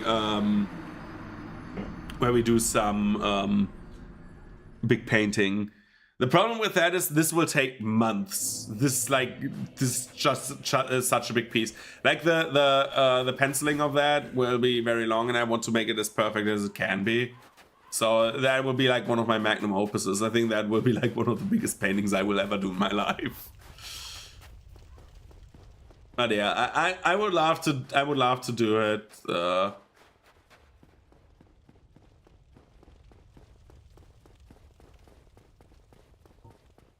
But we need to have like a good time slot for that. The problem is in October Digimon story releases, and if it's like any other Digimon story game, this will take 100 hours. I mean, I have an afro head. I have an afro wig. Like, I actually have one. Because I found it funny to have an afro wig. I haven't done a stream with a pink anime girl hair. I realized for a long time. So I had like I have cat ears, but with like the changes of like, she is in front of me. She's there.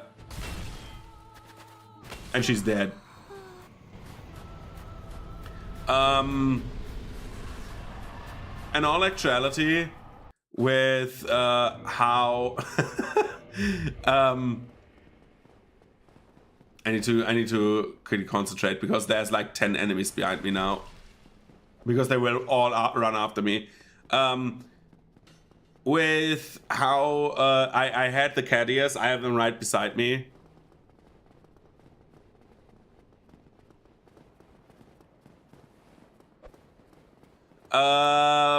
Where to start Digimon games from? So it depends what kind of Digimon game you wanna play. There's like two main types of Digimon games at the moment. There's like the world games, which are more like the virtual pets, like the Tamagotchis, which is like raising and battling. And they can die, and you can raise them. Or there is the JRPGs, which the story games, which is more like a visual novel, but with like turn-based combat. I am doing because I have done Digimon Story Cyber Sleuth and Hacker's Memory, which is like the combi pack of like the Cyber Sleuth games. I have both finished them on the channel, and I have like the post-game DLC, and I want to do that. I will play them at some point before the next one comes out. I can always recommend Cyber Sleuth because it's like fun turn-based combat and with a very good story, in my opinion. It's a very like, also like the topics of some of the stuff with like is like kind of adult. Like they tackle like teenage bullying, suicide, and stuff like that. It's like kind of interesting. Other than that, the Digimon World games are good. Like actually, like the PS1 Digimon World 1 is like one of the most interesting like roguelikes in terms of like having a V-pad that you need to take care of, but also have like unlocks more. It's like yeah, it's like very, very different. But like I would recommend, if you want to start the world games, start from Digimon World 1 with an emulator. I think it's a very good game. Or start with the Cyber Sleuth and Hacker's Memory. The Cyber Sleuth and Hacker's Memory, like as a combo pack, are on like the Cyber Sleuth Complete Edition is like on sale so often for like €5, dollars, whatever, and you get like easily 100 hours of content out of that. I re-entered the Digimon stuff after I quit in Digimon with like Digimon World 4. I think Cyber Sleuth was the first game I played again, and it was great. It was very fun. It's very long, but it's fun. Or again, like Digimon World 1, because Digimon World Next Order, which is the remake of 1 basically, is kind of different because you play with 2 Digimon and everything is time-based, but like in a negative way in my opinion. But yeah, that's where I would start. Did I take the soul of Smo and eat it so I cannot get the hammer? Yeah, I did. Whoops. So it's like one of the two. And I love Digimon World 1. It's the first Digimon game I've played and it like encapsulates me until today. I sometimes play Digimon World 1 still because it's so fucking good. We go to Anolondo because I want to get the greater magic weapon. Because what is more fun than a little damage? More damage, right?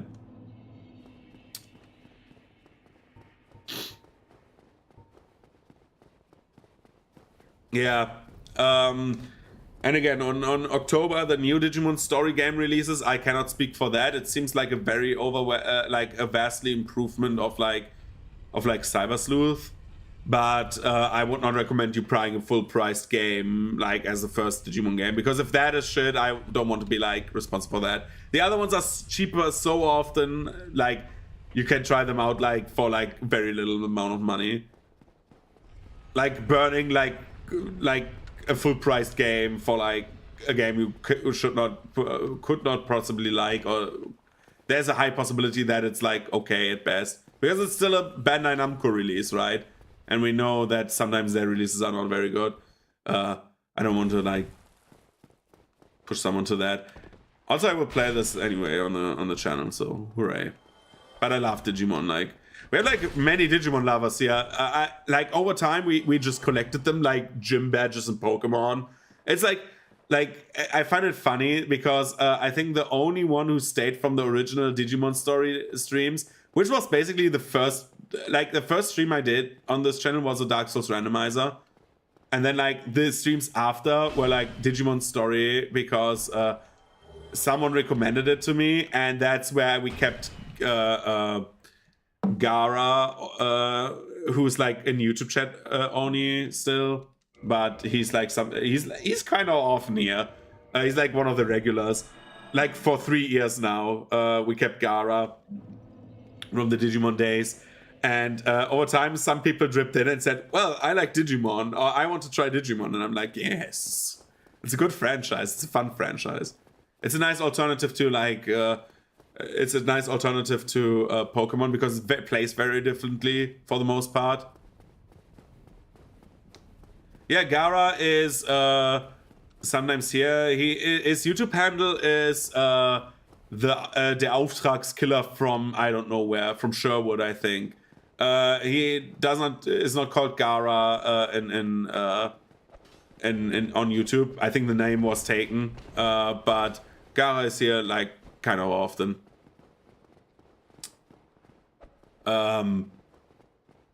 But yeah, he's like this was like the very like first big stream I did was like Digimon, and then I did Cyberpunk.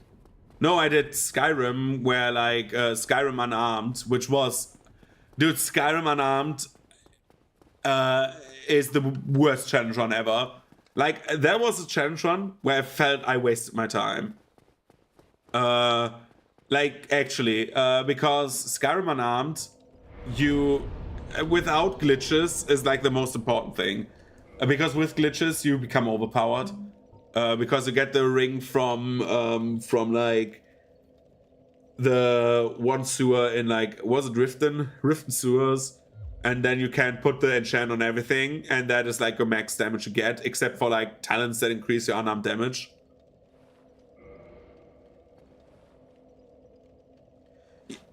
Somehow like the last 2 days it has been kind of quiet around here. Yeah. It's also weird, sometimes the Dark Souls runs are like the ones that have the least views and the most views on my channel, except for like one game, and I do not know why that has the most views. The most views I have on my channel that I've got ever during a stream, without like bots raiding me during that one Baldur's Gate stream, that made me very uncomfortable, because there was like some guy who raided my stream with bots. and they spammed my chat with like 100 accounts and tried to like basically try to like force me to like gift shit and stuff, because at 100 followers we would do some I would think about getting some do some giveaways, and the guy raided me with bots and tried to like basically get him gift cards, which I never said I would, right? And that made me kind of uncomfortable, and I shut down the stream. And then the guy was gone, thankfully, never came back. And then I basically banned his main account and got all the new follows from that stream, banned all of the accounts, and never saw him again. But the game with the most views was Jagged Alliance. And I bought that game and I played it for fun. It is a fun game. I want to do another run of that. After like now 2 years now, or 1.5 years. But like that was like, I had like consistently like 6 to 12 views.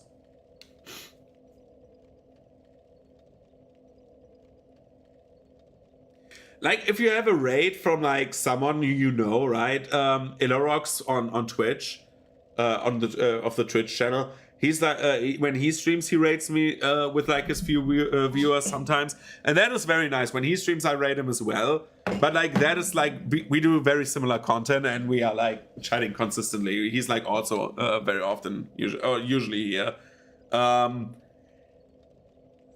He's like at the moment not here because he like, or I think he's sometimes not here because he has like he talks openly about it, but he lives in Israel right now. Yeah, he lives in Israel, and like, you know, the situation there, and also like with the depression stuff. So sometimes he's like not there, but sometimes he shows up for like 5 streams in a row. But anyway, like the Jagged Alliance streams had like so many views. I nearly got like Twitch subs activated, but like missed by I think 0.3 like viewers on average over a month of streaming, and that was like very sad because I want to have the Twitch subs. But yeah, but the Jagged Alliance stream was like very successful, very successful. I don't know why. And then XCOM, the XCOM streams I did 2 weeks ago now. The XCOM streams were very successful. I don't know why. I had many viewers doing those, and I think the XCOM gimmick runs are like more interesting because XCOM is said to be like that hard game, and much of strategy can like alleviate that. But I think that is like very fun, and I love XCOM. I love 4X strategy. I really enjoy like turn-based strategy games. I love Civ, for example. Oh, I haven't placed the Lord Vessel, dude. A dark signing.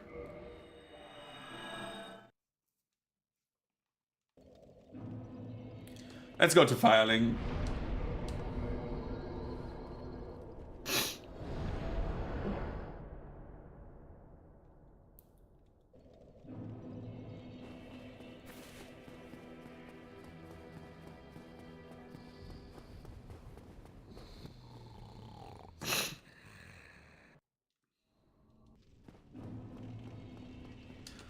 Okay. Yeah, but that is like the main thing is now we can go into Anor Londo.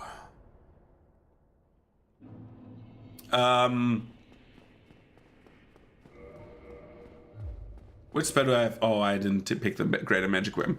I'm very talkative today, I'm sorry. No, actually that's not bad. Why am I saying sorry?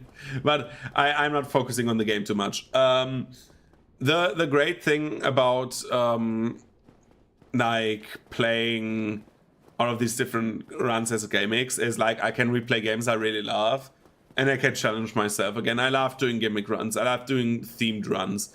I think on my YouTube channel, actually, the old videos, actually you can see me when I was like slimmed down, when I was like 20 something, when I was like going to the gym regularly. I did like, oh god. I also did like gimmick runs of like DS3, I think. I don't know if I did only an Arthur's PvP in DS3 or if I did an Arthur's run, but I did also Bounty Hunter from Darkest Dungeon with like the sickle and the thorn whip. So I have that. I did a bit of PvP there. I enjoyed doing themed runs. I love doing that. I think it's like kind of cool to have like a run where you say, okay, I'm cosplaying. But I love doing I love doing these runs here in DS1 where I say, okay, I'm doing the run where I'm playing just like with one weapon type. Because it just lets you see how different weapons perform in like all of the game's areas. And not only that, not only see how they perform, but how difficult the bosses are. And with the buffs we have, like the bosses are not difficult, we deal so much damage, like tons and tons of damage, but, and that's a big but, and I cannot lie.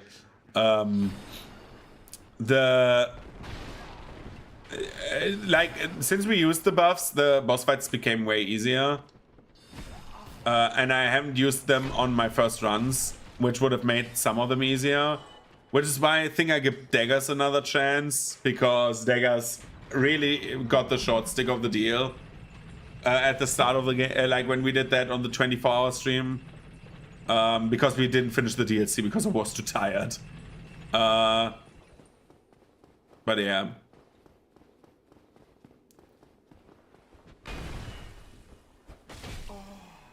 Oh my god.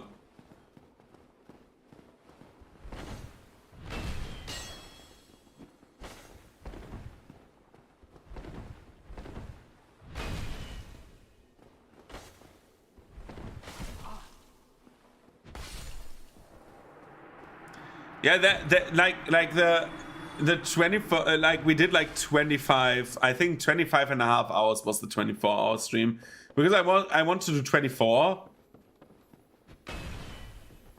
Yeah, that one was very realistic. Like it was like, oh.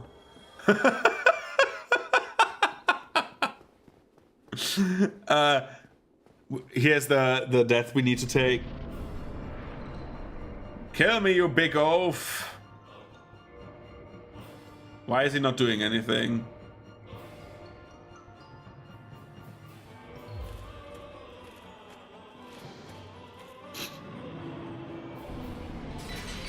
Ow.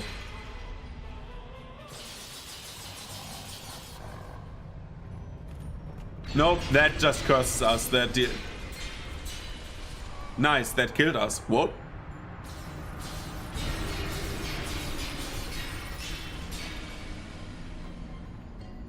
Trim tu Jakov.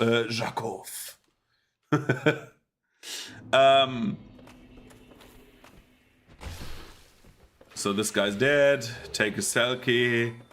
Break out. Break out. Break out. Break out. Break out. Okay.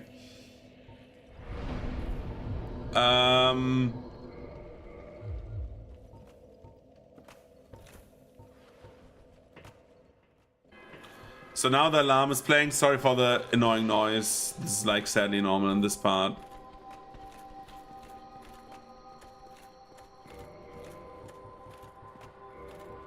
Do I have still like homeward bones still? No. Why don't I have homeward bones? What's going on?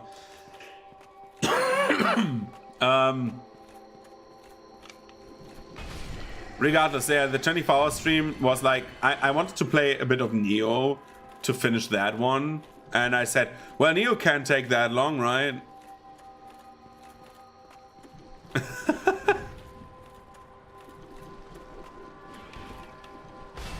And then I found out that I didn't even nearly finish Neo. And for the last 6 hours, I wanted to do the dagger run, and it took like 7, I think, or 5 hours. I wanted to do the dagger run, and it took 6. And then I was an hour over, and I was so tired I could not beat Artorias. Like, I was so fucking tired. I haven't done a Sekiro stream. Actually, I've never done a Sekiro stream. We could do a Sekiro. I haven't played Sekiro in years, actually. And I actually like Sekiro. We could do a Sekiro stream at some point.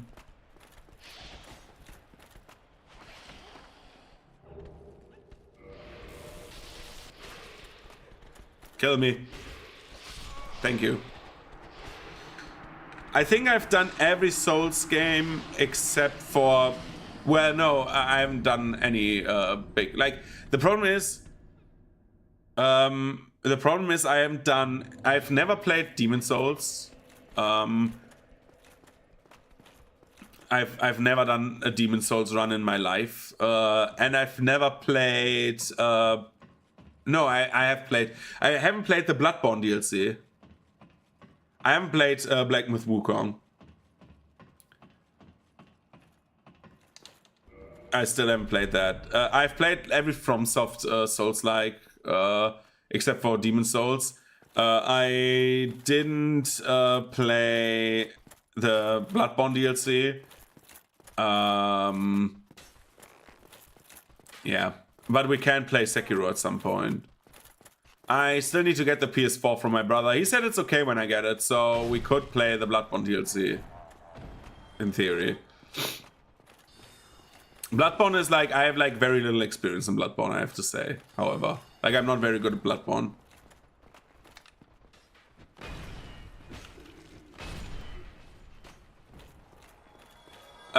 I mean, we can do another Elden Ring run. I wanted to do one with... the last one I did was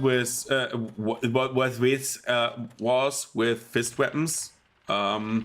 We tried to use the martial arts that you get, but they are so ass. Like, the martial arts are not good. So I didn't use them. But, like, I think there is the VOD of me killing Radahn here, where I, like, freak out after, like, I think 20 hours or something of trying with fist weapons. Dude, that's the... yeah, I mean, I'm, like, open for, like, doing stuff. I'm not, like, binding myself to, like, a schedule anymore. The only thing I want to do this year is Digimon and Gothic. The Gothic remastered as well. Like, Radahn with the Starfist. The Starfist is a very, very, very good weapon. You shred every fucking boss with it, right? But Jesus Christ, man, Radahn, you miss so many hits because he moves so much, and the range on the Starfist is so ass. I don't even know if I killed him with the Starfist or the Katar. But I beat everyone with fist weapons, or like I think one boss with martial arts because I want to try them. Because I love doing martial arts moves in games. We are talking about promised consort Radahn. I beat him with the Starfist and like a few buffs. And you can see me freaking out like at the end. I can show the clip after Seath if you want to. I know it's more wasted time on the run, but again, run duration is not my top priority. But because this run is also like probably landing in like upper B tier. Let's be real. Like the bosses are easy, but everything else feels horrible. Let's get rid of our armor.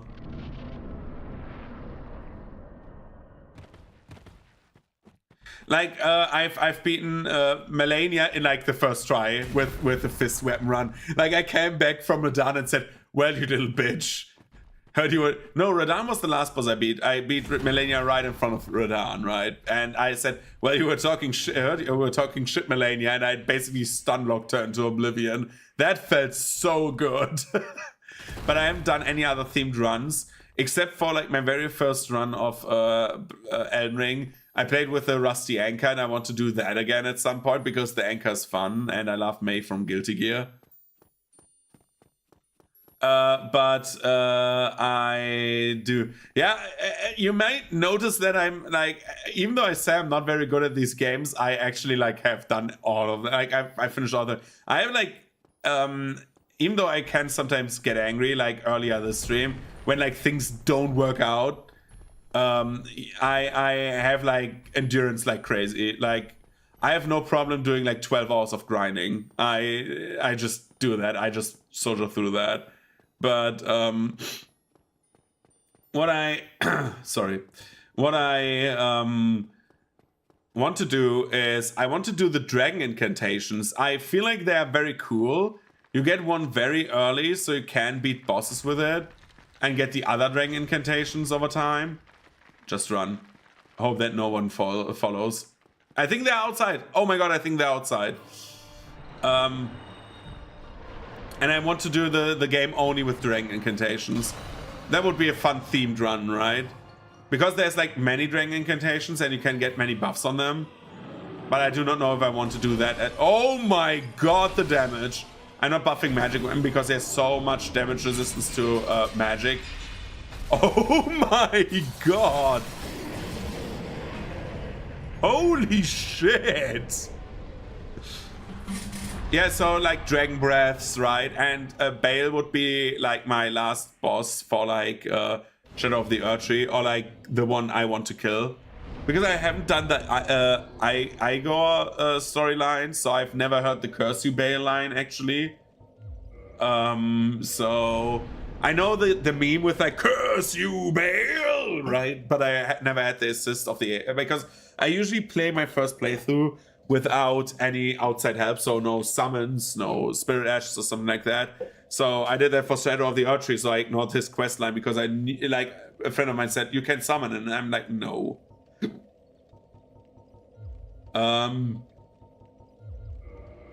But yeah, like the main thing with like I want to like get that quest line just because it's so thematic to get him with us, right?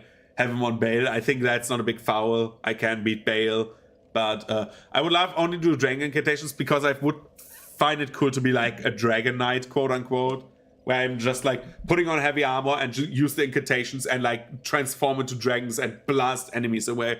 I think that sounds cool, and that would be also my incantations run, right? So that would be kind of nice. And I also want to do like a run in Elden Ring where I want to do other thematic stuff. But I have great ideas for Elden Ring, but I wanted to do all weapons in Dark Souls first. I was reconsidering, quick off-topic thing. I was reconsidering like, do I do that for Dark Souls 2 and 3 as well? With every weapon. The thing is, I would love to because I love playing with all weapons. I would love to try them all out. And I would do that in Elden Ring as well, because I love doing like these runs. But I will not do them one after another. That's the main thing, right? Yeah, basically, yes. The problem with like the themed runs, if you look at the number of runs I would need to do, and I'm not the biggest fan of Dark Souls 2. I can play it. I have cleared it 100% multiple times. I've done it New Game plus 10 because for whatever reason that's the only game that goes up to plus 10. And it's fine. I love playing. Like, I like playing a round of Dark Souls 2 now and again. However, I'm not ready to play, I think it's 28 runs of Dark Souls 2 and not like 25 of Dark Souls 3, I think. Because Dark Souls 3 does not have, I think, the twin dragon blades. I think like one or two weapon types are missing in Dark Souls 3, but you have the twin weapons, so if that are different runs, then we have even more runs than that. But I don't want to do that. Even though I love these games. I think DS1 is short enough that you can do that, but like DS2 and DS3, all bosses are way longer than DS1. Let's go into Filing Shrine. Let's do the Filing Shrine runs. First one is Nito. Let's beat the shit out of Nito.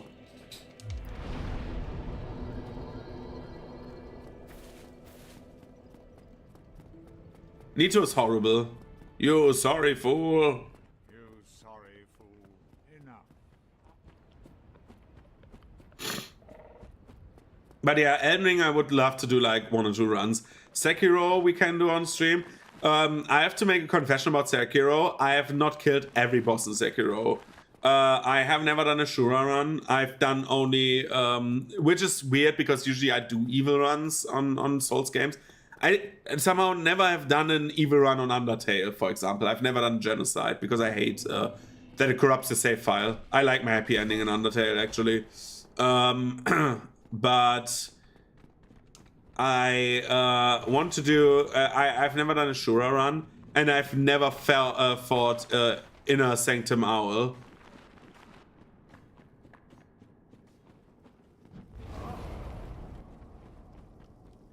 I've done Ishin, Sword Saint at the end. I've done Severance ending, so basically, like I've like the my first ending was like the quest line with the second child, where you go north to Korea or whatever. But I fought the dragon and stuff like that. But I have not done the Shura ending where you fight the current Ishin, not Prime Ishin, and I haven't fought the amped up owl fight actually. Which is weird because I really love Sekiro, but I fought every other boss. Like, well, we can do another run of we can do a run of Sekiro.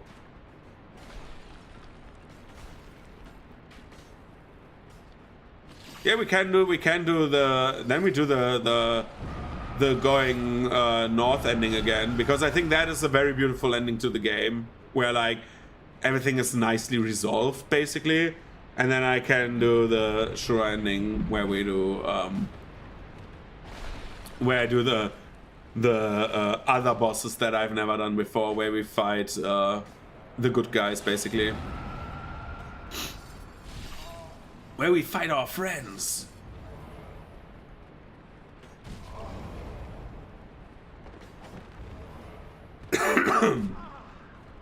Bonk.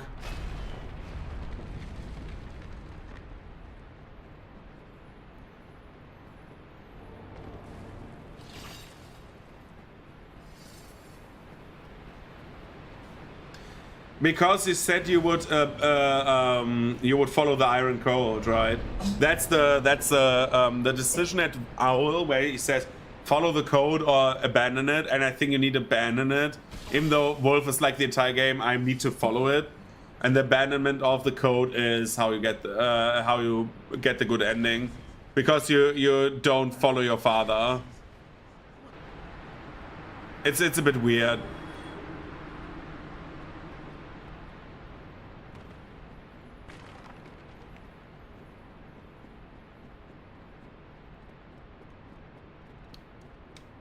But yeah, I want to do a Bloodborne run. Like, I actually want to do one. I think Bloodborne is such a fun game. I think it's not the best. That clown, the bozo. Oh god, not the wheels. No. But yeah, we can play the other Souls games. I think it would be also a nice refresher from DS1. But I want to actually have DS1 done at some point. Like, I want to have, like, the closing chapter, which is like, okay, I go sometimes back to DS1. And that is fine, that is okay. Okay, now we have a new power. We can turn our stick blue. It's now a blue stick. That means it deals magic damage, which is nice, because look at what we can do. It's dead.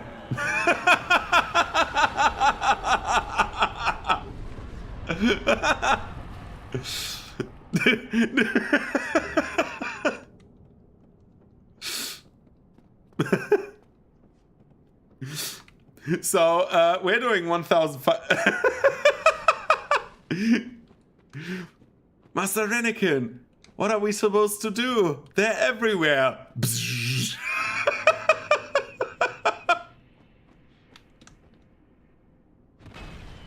Dude, how did that... What? Did I miss that one?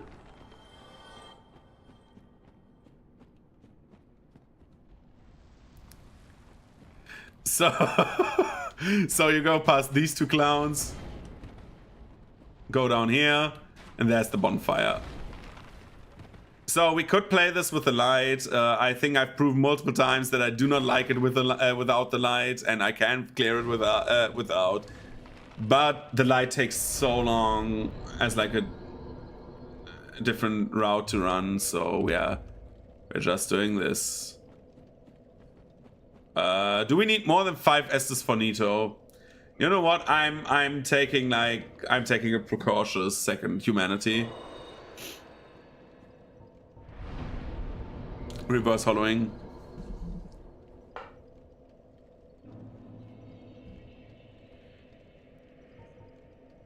Yeah, the Mustafa jump scare, yeah.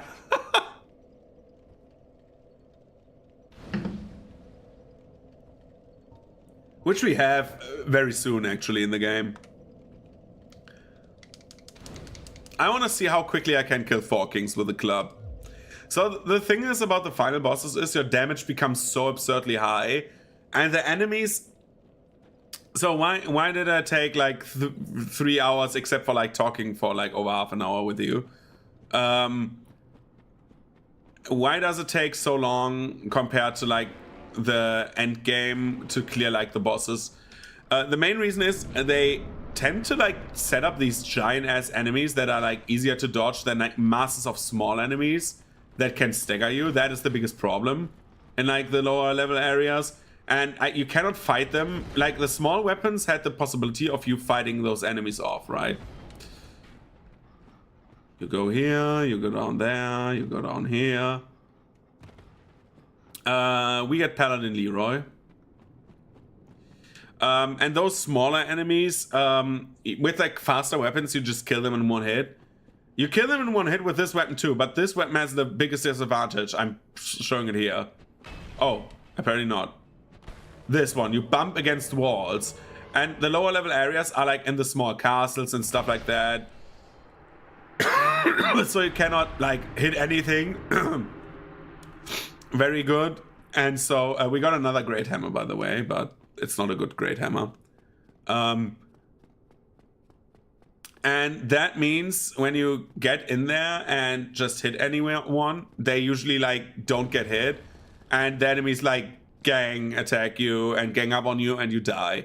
That is like easier in the late game, I feel like, because the late game has like, look at this, there's like 3 enemies and both of them have like all of them have slow ass attacks, so you just run past them. Like skipping enemies in the late game is way easier than in the early game, especially if they hit you, you just run further because you have higher stats. That's like one of the biggest disadvantages of DS1. Like look, oh no, they hit me, I drink an Estes. I'm nearly full. I'm running further.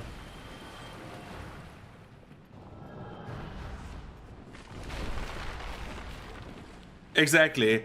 We just past these wankers, and if they hit us, well, we can instantly hit fully, and we have more resources than ever.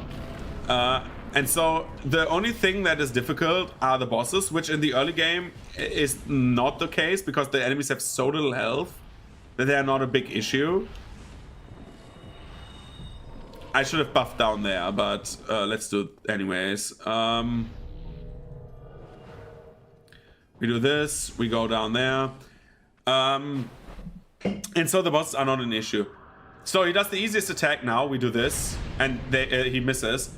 This attack, the giant sickle, has a hitbox that's round about the space between our feet. And if we two-hand block, we separate our feet. And with that, we just have more... We just have like a smaller hitbox for him. And the small the hurt box and the big hitbox he has misses. It's like so easy. So he does one of the most dangerous moves. We just roll away.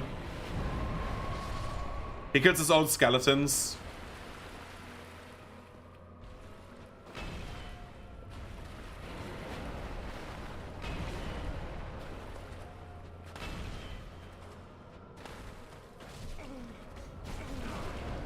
That is bad. That is very bad.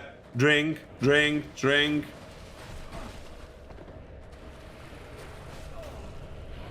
He's dead. That can sadly happen sometimes, that he like toxics you and you're sad and nearly die. So we got his Lord Soul. We just rest at the bonfire. This should reset the area. And resetting the area should give us the Paladin armor, if I'm not mistaken. No? Okay, we are doing this.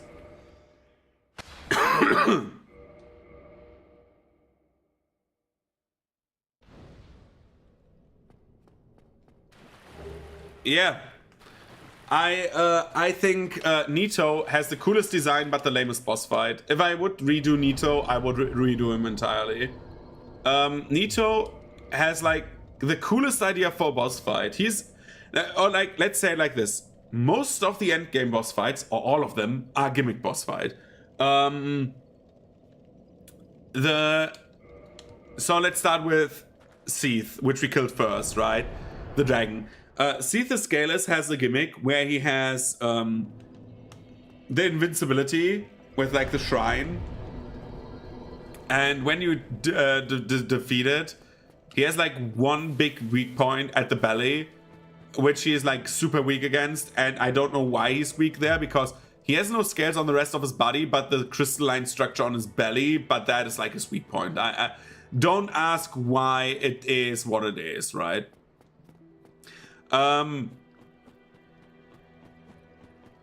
Nito has the gimmick of like, he has the necromancer gimmick of his level, well, of the previous level, where like as long as he lives, the skeletons live, except if you use a divine weapon, because divine weapons kill skeletons permanently if you kill them with it. They cannot regenerate from that, right?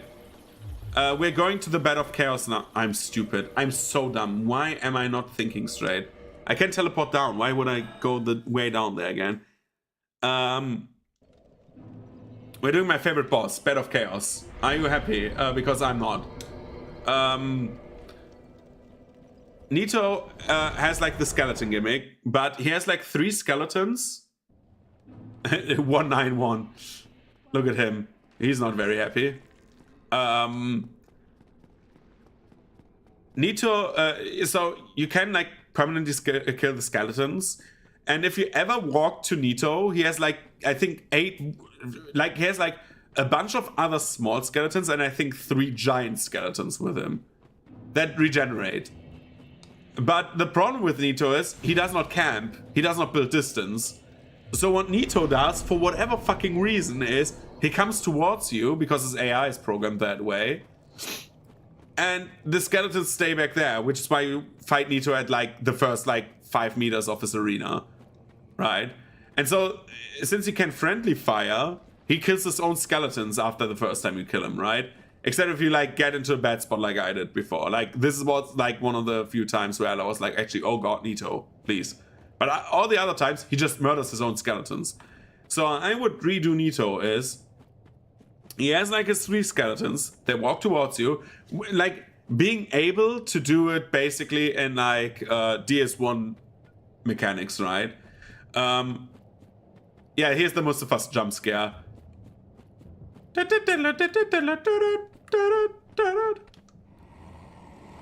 Ouch, he was faster than I was. He does not like me bonking him, he's dead. I have the high ground. It's over, Anakin. I have the high ground. You underestimate my power. Don't try it. It's like, I don't know why he says it like that, right? I was in the screening for Revenge of the Sith in the cinemas when it came into like the cinemas again, right? And like it was so funny with like the don't try it.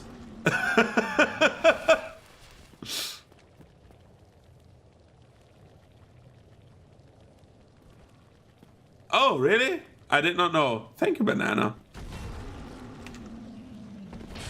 Huh. That's much faster. That's actually good to know. I never tried that move. So,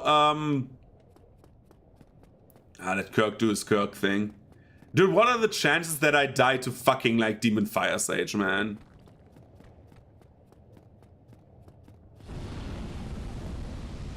That's cool. Yeah, I got it like first item on my Great Hammer run. It's such a good weapon.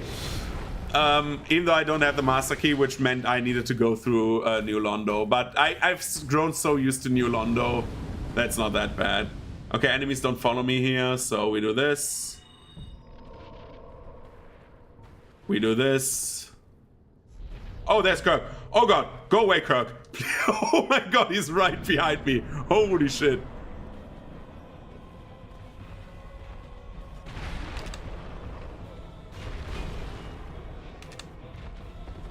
Dude, the damage. Holy shit. Okay. This is Preem.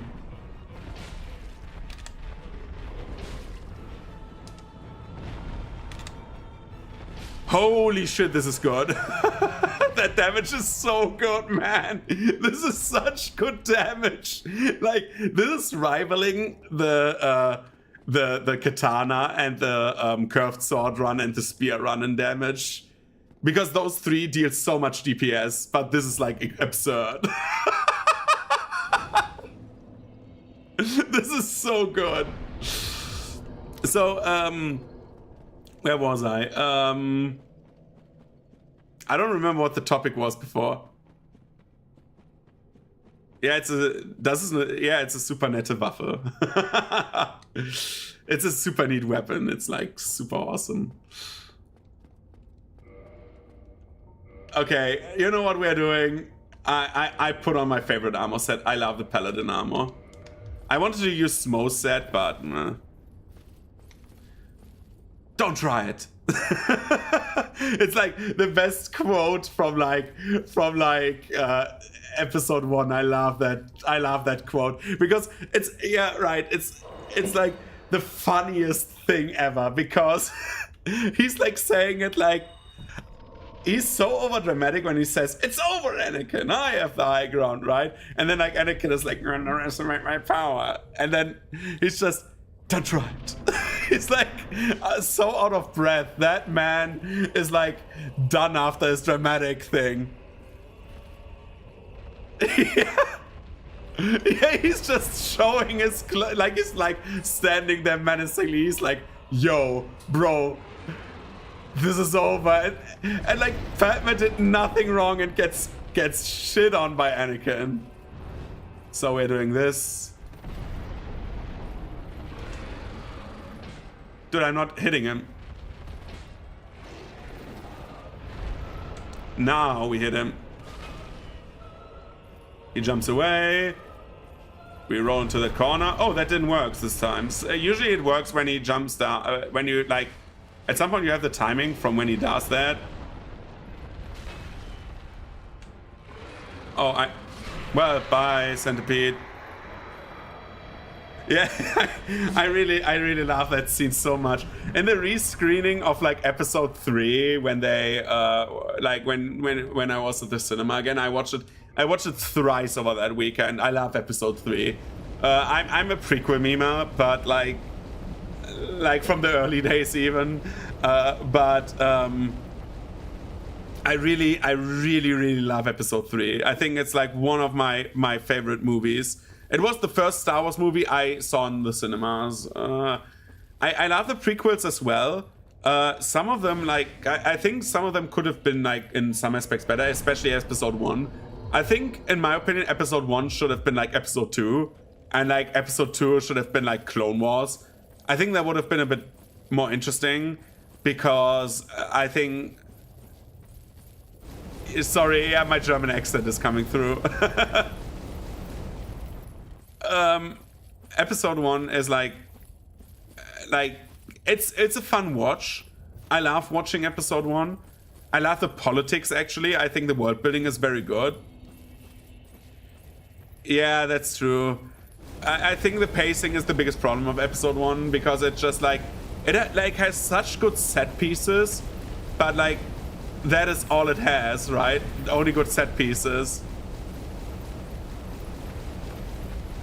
But I really love... Sorry for the sound, man. This sound is so annoying. We will not have it for long. I think it's like one of the funnest like episodes when you want to just see like the politics of the prequels, what George Lucas thought up. I think you get like very like deep insight into how the galaxy worked before the Empire. But I think it should have been like episode 2, and Count Dooku and Darth Maul should have been like the Sith duo, and Sidious be revealed in episode 3. I think that would have been like a bit more interesting, because I think you can like skip out on episode 1 and not miss anything, because episode 2 reintroduces you to all the characters because they're all aged up now, and reintroduces you to the problem of the galaxy with the Federation, and that they have like basically built the CIS, right? And I think that is like, I wished we had like more Clone Wars in live action, and less like episode 1. Because I think the bond between Obi-Wan and Anakin would have been so much deeper if they have both been adults. Because in episode 1 you just like really see the bond between Qui-Gon and everybody, and then Qui-Gon dies, and that makes it a bit like, okay, you like, why? Like, it feels so non-consequential for the most part, except for like Obi-Wan becoming Anakin's teacher at a very young age. But that could have been established like at some point else. Like, I don't know. I feel like I love the prequels. I love the prequel era. I love the prequel tech. I think I love all 3 eras that we have at the moment of like all 3 canon eras of Star Wars. I know that is like, again, I do not love the movies. I think I have like many issues with the movies, but I love, sadly not, no. I want to, sadly, like, I have not watched Andor at all. Not even the first season. And I want to do that still. I was thinking about, yeah, it's super good. I heard it's supreme good. I want to do like a binge watch of like all the Star Wars stuff I missed, because I stopped at Book of Boba Fett. Like, I watched Book of Boba Fett and that was the last thing I watched. So I haven't seen Mando season 3. I haven't watched the Ahsoka show. Acolyte I heard is like horrible, but I still want to watch it. Like, I haven't seen all of that, right? But I also love the Resistance era. I think the designs of the Resistance era is really good, and all of the secondary stuff of the Resistance era is very, very, very good. Like, the books are really good. The comics are really fun. It's just that, like, what is so annoying about this is that the story of the movie I found so grown-worthy in so many aspects. There's like very good stuff in there. Very, very good stuff in there. And then you realize like there's so much other shit in there because you have like two people who are directors for the movies for no reason other than like, yeah, we had like, we promised Johnson one movie, and it's like, why this one then?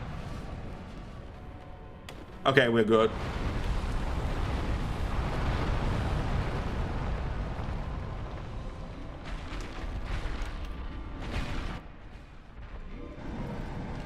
Yeah, George Lucas, like episode 5 was also not really done by Lucas writing wise.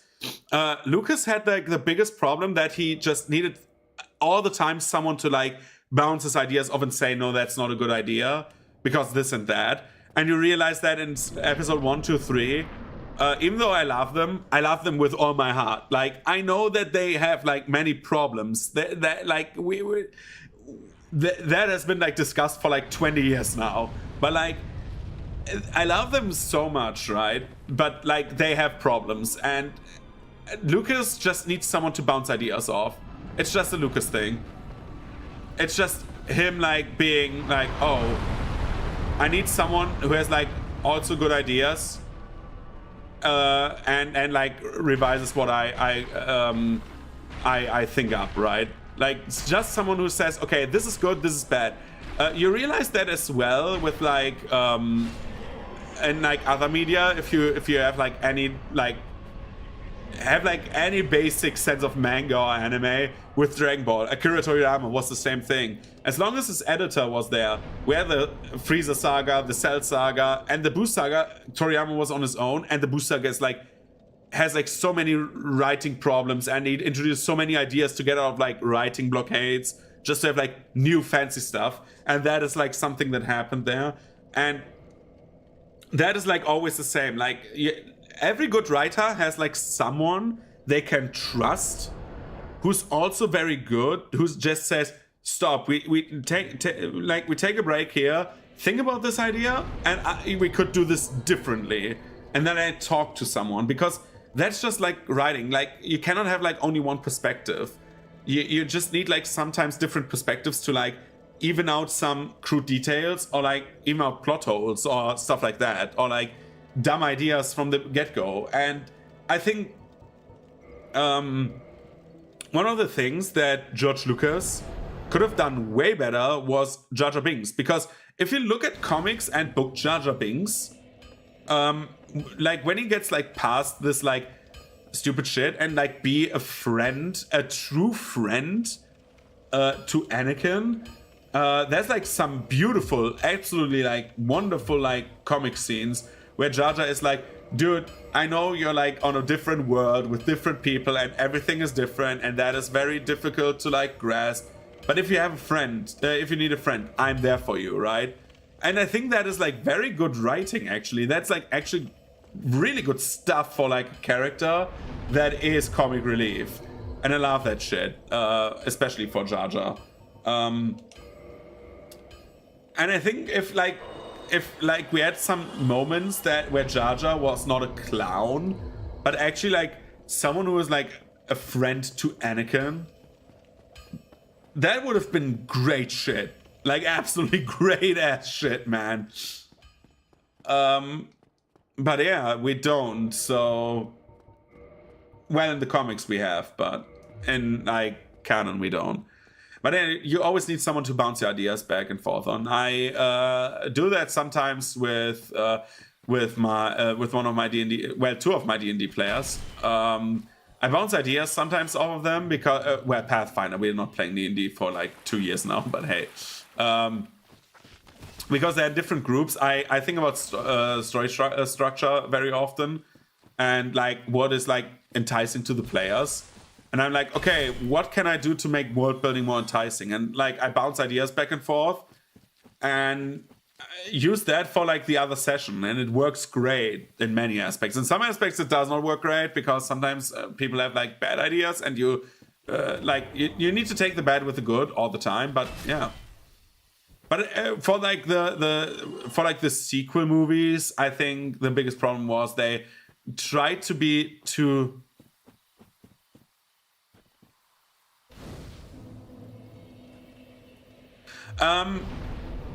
So we stopped playing D&D because of two things. I bought the Pathfinder 2nd edition, the first set of books. So I got the Game Master Guide back then, the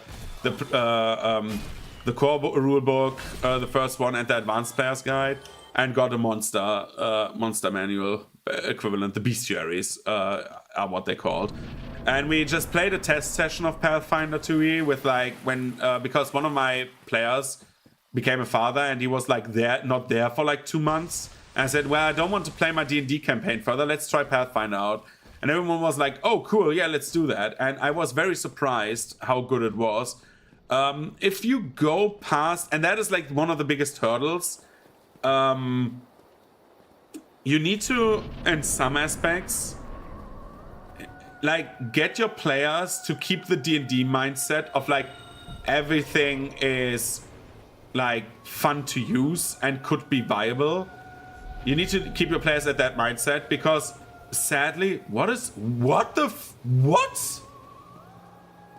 Huh? Where are you going?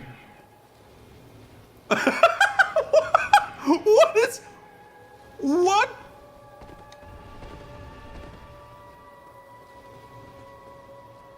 Huh? What is this? I've never seen this. What the fuck is this guy doing? I just... What? What is he doing?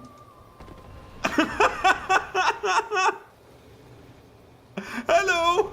Would you come back? I want to bonk you, please. I buffed way too early, by the way. He dies in one cycle regardless. I deal like 1000 damage per hit. Does he even like come to us now?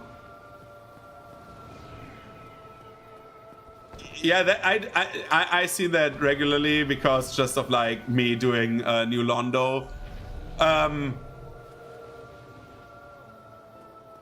Where you go?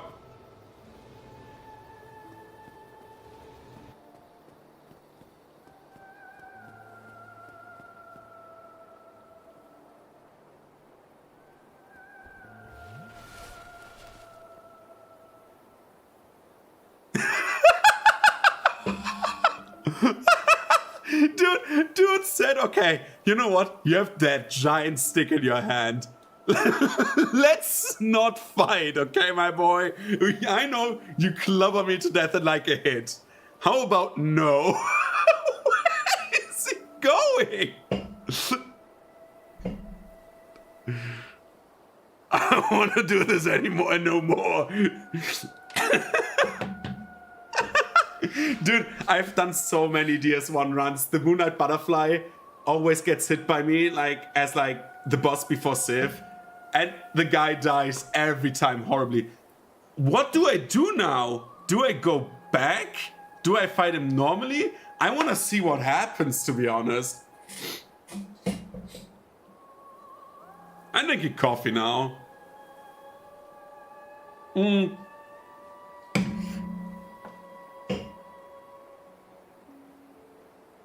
I heard it cast in the distance. Yeah, but sometimes it leaves the map and then the insta-kill happens for the bosses. Usually. Happened with Centipede Demon. Centipede Demon on my dance pad, when I did like Dark Souls on a dance pad. That is like also a fun run to see me do. On a Dance Dance Revolution dance pad. When I did that, Centipede Demon jumped off the map and died. he just jumped into the wall, fell through and died, and I was like, okay, I guess that's how we're doing it then. But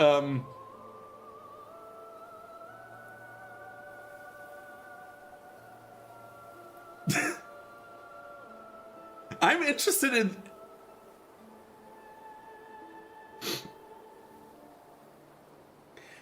the DDR pad run. I played with the Chaos Zweihänder and the Giant Dad build because it was like the base cannon, right? That was the meme. So it fit the dance run.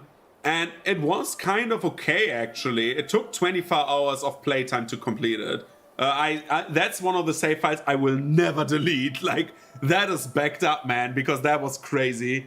But at the end, like, you tanked every hit and just spammed heavy attack. Like, the bosses were not the problem. It was getting to the bosses, actually. Because you could tank most of the stuff. Dude, the game saved right now. Is the guy... Where did you go?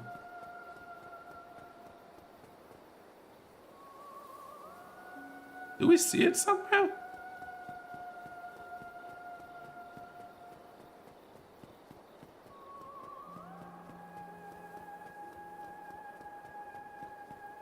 So, this reminds me of Undertale. Yeah, it's probably gone. Well, Guinevere's dead. I threw a firebomb at her boobs.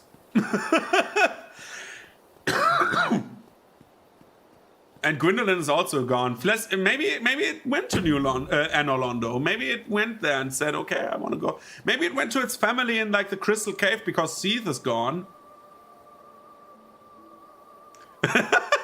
Dude, imagine that thing in real life. Just like, this is a world where like I freak out when I see a hornet.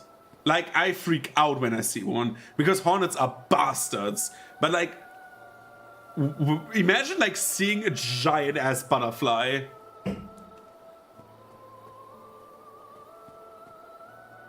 Yeah, I would absolutely shit myself, man. Because I do not know, what do butterflies eat? Do they eat? Do butterflies eat other insects? One sec, no. I'm looking up on my phone. That makes it faster.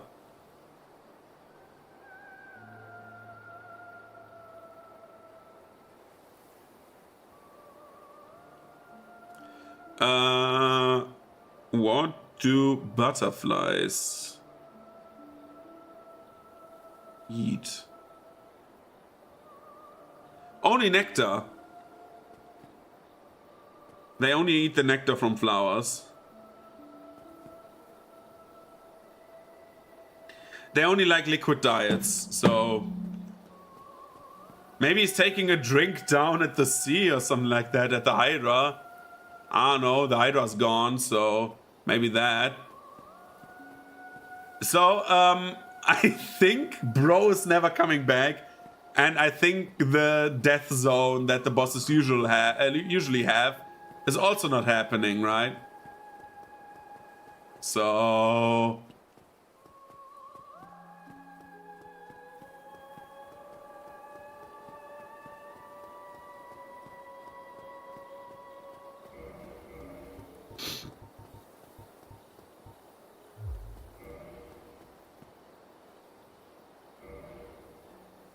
Okay, we have like two options now. Either we homeward bone back, because I'm not giving him a win. That was cheating, man. Or we wait further. I'm interested. I don't remember what we talked about. Star Wars, right? Yeah, sequel era. I like the sequel era writing sometimes, but not in the movies. Anyway, nice JPEG trees. I love the JPEG trees in old games. I find them always so funny. Dude, the guy is like, I don't know where he went.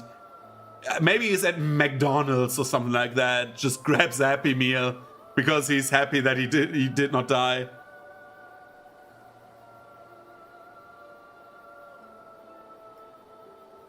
The JPEG trees, yeah, they're like here. If you look down here, there's the area actually, like, I mean, the map does not unload, but you can see... Did you see the item that I did not pick up? The Elite Knight set? It's over there. Like, that is all loaded still. And here's the river that goes down. And down there, there's the Hydra. There's the ladder to the Hydra.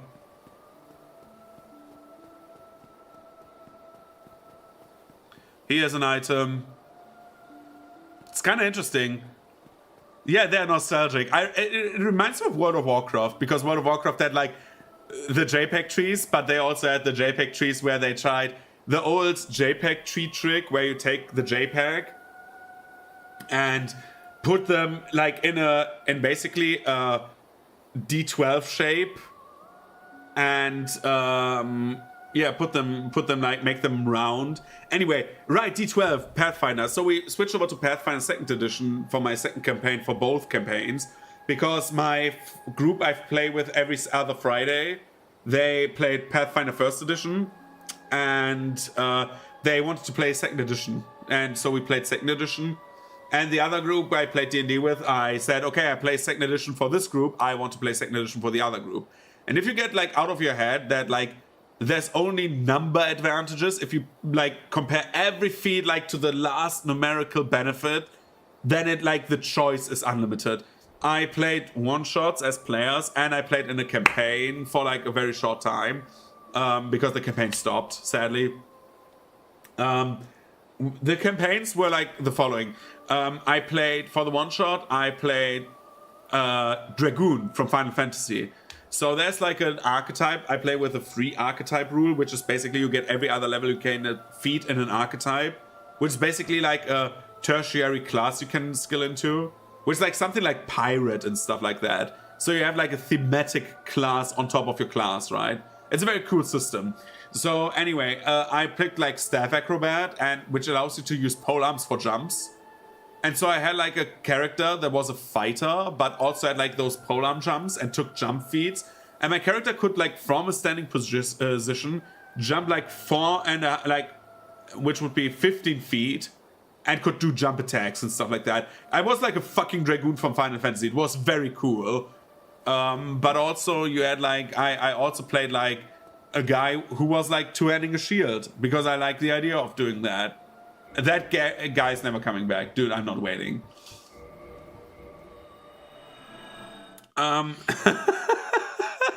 This was the most bizarre I've ever seen like a boss fight go. Doing these many Dark Souls 1 runs shows how many parts of the game are jank as fuck. Anyway, Yeah, and I did like a lot, and I mean a lot of like Pathfinder session. Yeah, the free archetype is cool. Otherwise, you need to like take normal feats for that. And free archetype allows you to like customize your character more instead of like it's basically sideways upgrades for the most part. There are some archetypes. Okay, will you stay nice this time, please? Oh my god, this is not a good sign. He flew way... Stay here. Thank you. It's like mostly side upgrades, the archetypes. Some of them are upgrades in theory for like some actions. For example, there's the Sentinel archetype that gives you a proficiency in heavy armor.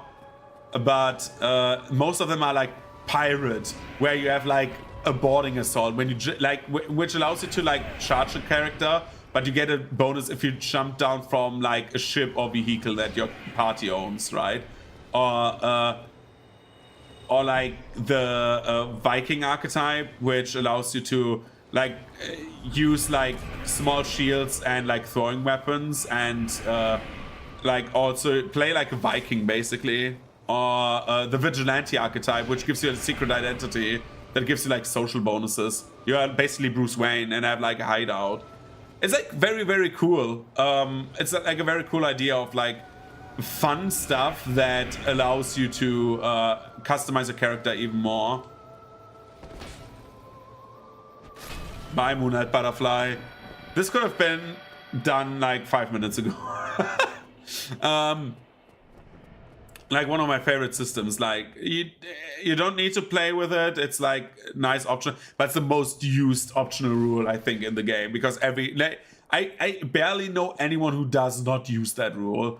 But Pathfinder, I feel like once you play Pathfinder and see the system play out and you get the rule, because it's a bit more rule heavy, it has rules for everything. That's a big benefit, but the big disadvantage is you don't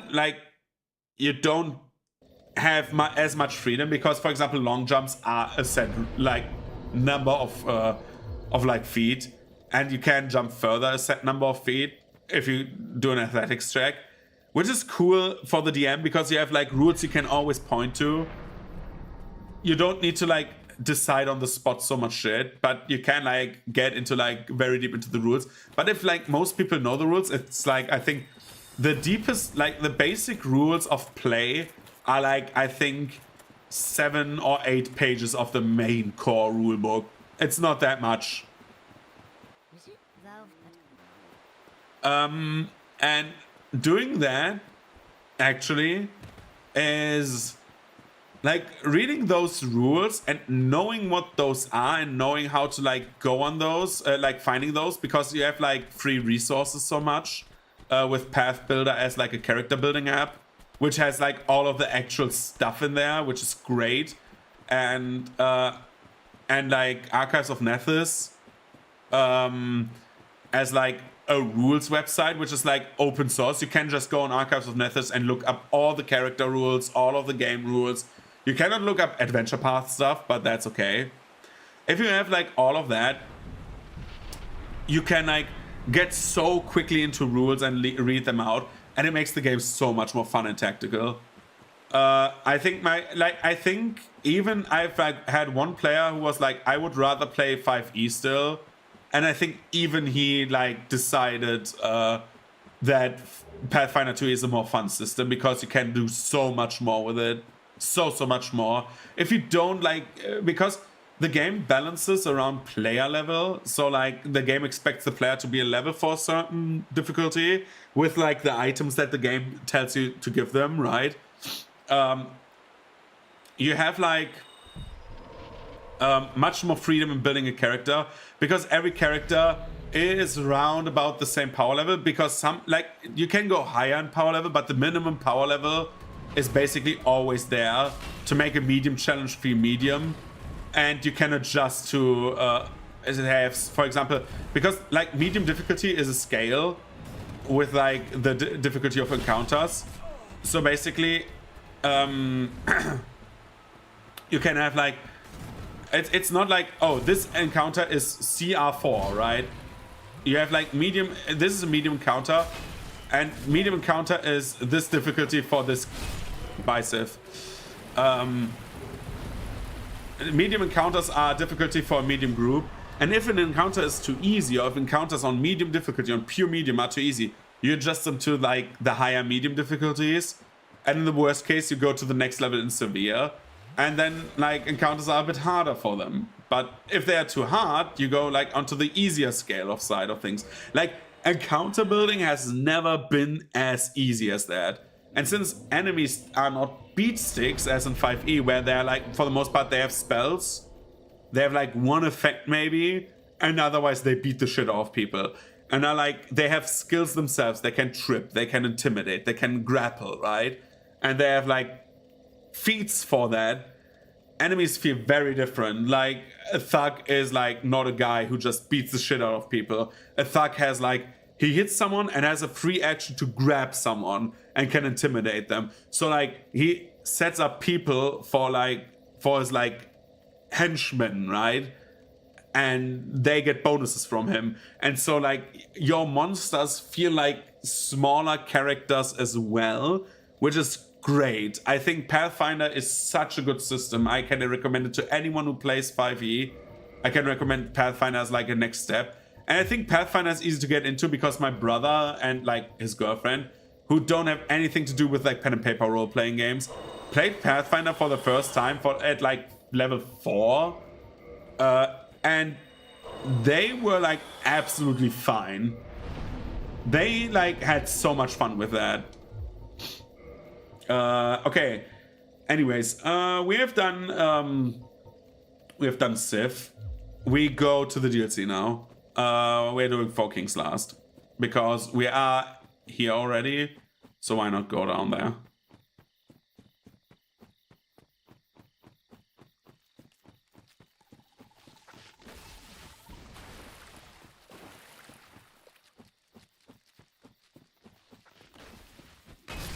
Donk. If I remember correctly, we have 5 bosses before Gwyn, so this should not take long. We have Artorias, we have Sanctuary Guardian, we have Calamite, we have the DLC bosses plus 4 Kings. We could have killed 4 Kings first, but I like doing them last because then you have like then you see the DPS race, right? It's like very interesting to see how much damage you do then by then.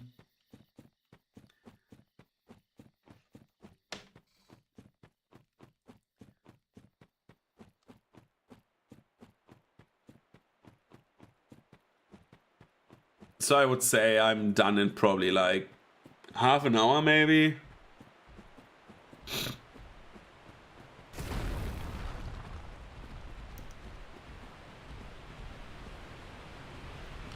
So yeah, anyway, Pathfinder is fun. It's super fun. I think I have way more fun with Pathfinder as a DM than I have with 5e. 5e was exciting for the first levels and stuff like that, but after a while it got so like 5e in hindsight is so much more work because magic items and character scaling destroy the CR system. And so like making challenging encounters was super hard for me. And I just used more enemies to make encounters hard. While Pathfinder has always fun encounter building, I feel like. Let's go DLC and clobber them to death.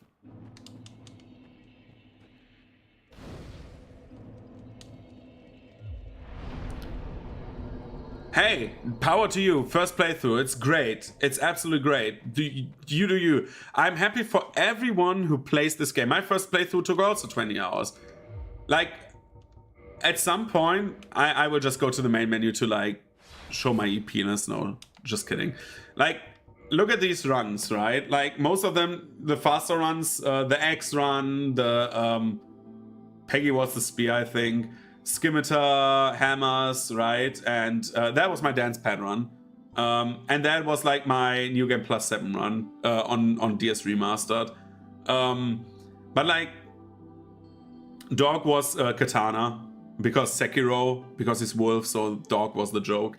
All of these runs like are like the accumulation of like 200 hours of playing this game. Like it's just that. And the first run is like the longest.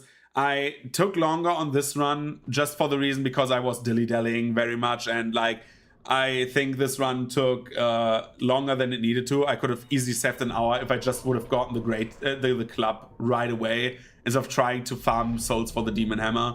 I forgot that I could just go through New London Ruins. Yeah, Axel for the main X character. That was the second Axel because in the first X run I picked the wrong class. I was like, why do I have like so little damage? And I was like, wait, why did I pick the Pyromancer? Bonk.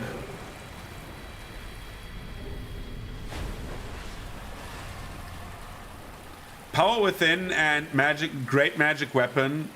So why we are doing so much damage, right? We would do like with a heavy attack, we would do like 1000 damage max with that hammer because we are on the strength cap with 27 when we two-hand a weapon. But Power Within increases our damage output, our physical damage by, I think it is 40% or 50%. It's like very high. Which, all in all considered, with the other buffs we have, is a bit higher. It's a lot higher. And Magic Weapon basically gives 1.1 magic adjust onto the weapon as flat magic damage. The Ulasil Ivory Catalyst that we get by talking to Dusk of Ulasil for 1000 souls has a magic adjust of 180 flat. It scales with no stats, which is why it gives so much.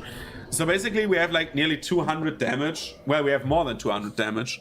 No, we have 198 damage on top of our weapon damage of Power Within, which is a great boost. So that is why we're dealing so much damage. And most enemies don't have much magic death, which is the choice they made for this game for whatever reason.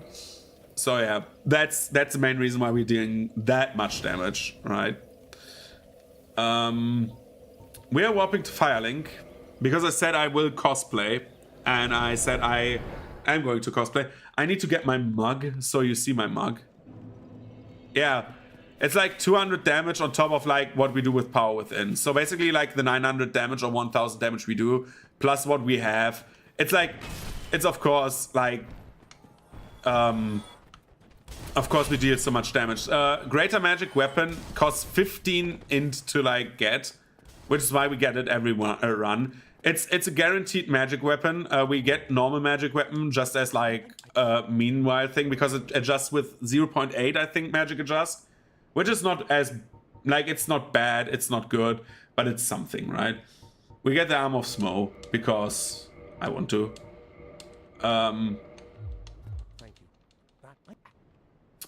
And that is like a nice damage buff.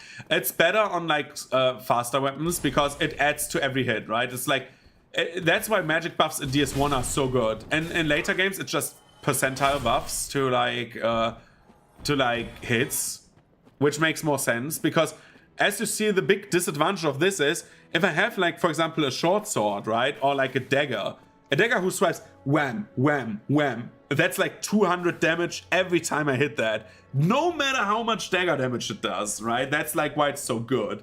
It buffs every bad weapon. We still need to do whips, by the way. It buffs every bad weapon into like a passable weapon at least. And every good weapon into the stratosphere. It's like such a good like trade-off.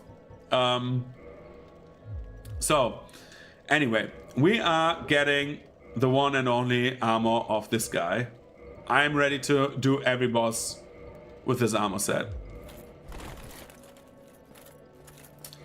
That's the sexiest armor we can ever have, so...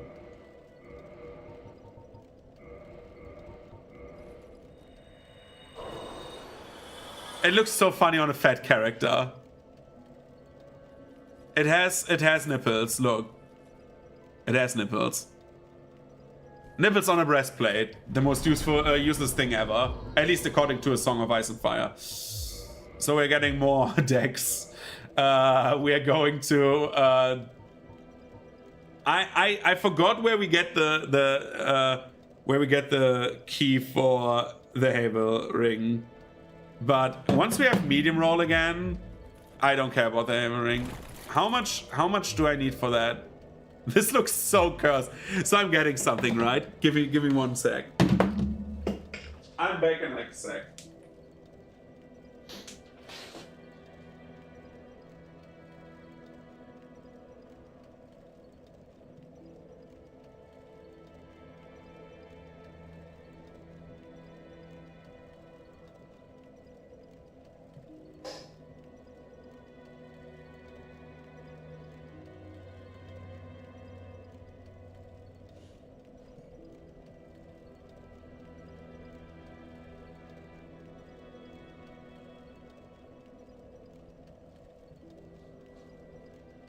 So, a few days ago, I got a good old tankard, right?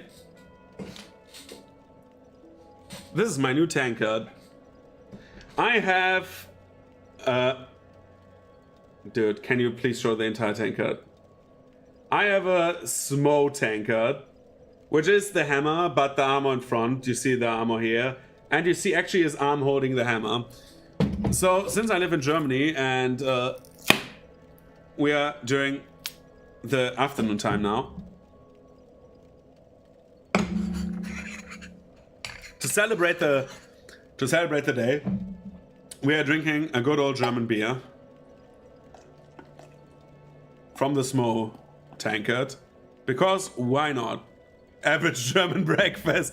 Nah, dude, beer during breakfast, there's something in Germany that's called Frühschoppen, which is like, of course, like Germans' version of drinking beer in the morning. You do that like with a group of people. It's like when you go on binge drinking for the day, right? But I think I've never in my life drank a beer earlier than like the afternoon. Oh, no, I lied. I drank it in the morning during the bachelor party of my big brother.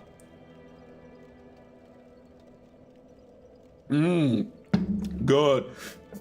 Good shit right there. Okay. Anyway, we have a big stick. We have this set. I could get the Havel's ring, I realized. How do I get to the... how do I get the seller key? Dude,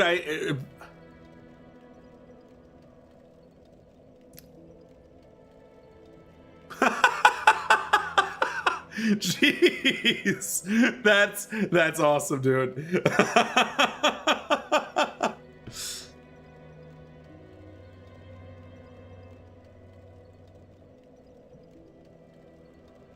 Watchtower basement key, where is it?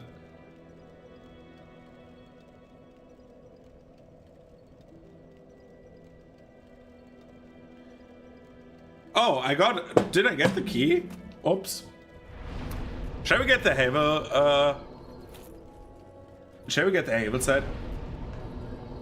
Yeah, I don't know why. I love to drink other stuff than water all the time. I think when I drink pure water, it's like rarer than drinking tea or coffee or something like that. I love taste in my beverages. I think the only time I drink water is like during summer when I do sports. Like when I go for a run, I drink water after that, of course. But I love to have like some taste in my beverage. I find it bland. Why not juice it up, right? So wait, if we go to Ulysseal Sanctuary. No, Sanctuary Garden. We're getting the Havel's ring so I can like roll proper.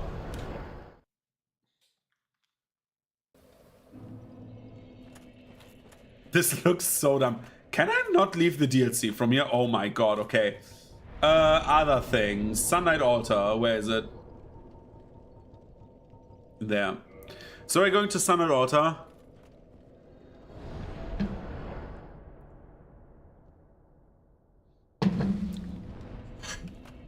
Let the dragon fly away. While it's in the fly away animation, it cannot come to us, I think.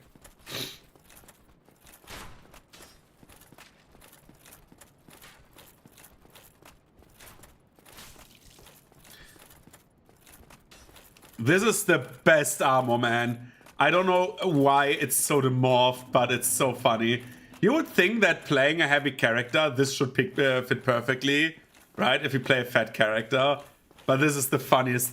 This is like, I don't want to be like, I don't know, disrespectful to people, but this looks elephantitis. Dude, this looks like so heavily overweight, but like, you remember the episode of SpongeBob where like Squidward eats like all of the Krabby Patties? Dude, that is me right now. Where you have like a somewhat normal very big stretch of the word, somewhat normal upper body. Yeah, exactly. It looks like the grandma robot, dude.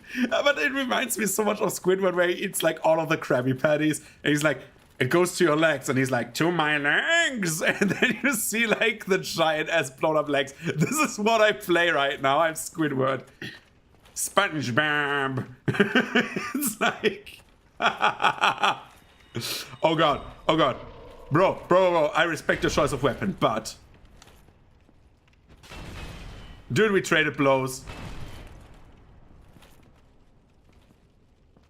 Mr. Soul's got a butt lift. Dude, yeah, I got a butt lift.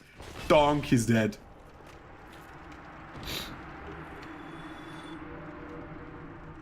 Do I have a home mode bone still? Dude, let me dark sign. I don't give a shit. I don't need souls anymore. I have everything I need. We are doing this now. Now we have the medium roll, which is great. Best ring set, by the way. Best ring sets in combination is Heaven's Ring and Ring of Favor and Protection, because they their upgrades stack with one another. So you have like a giant ass boost to equipment load that you can carry. We want to Ulusil Sanctuary.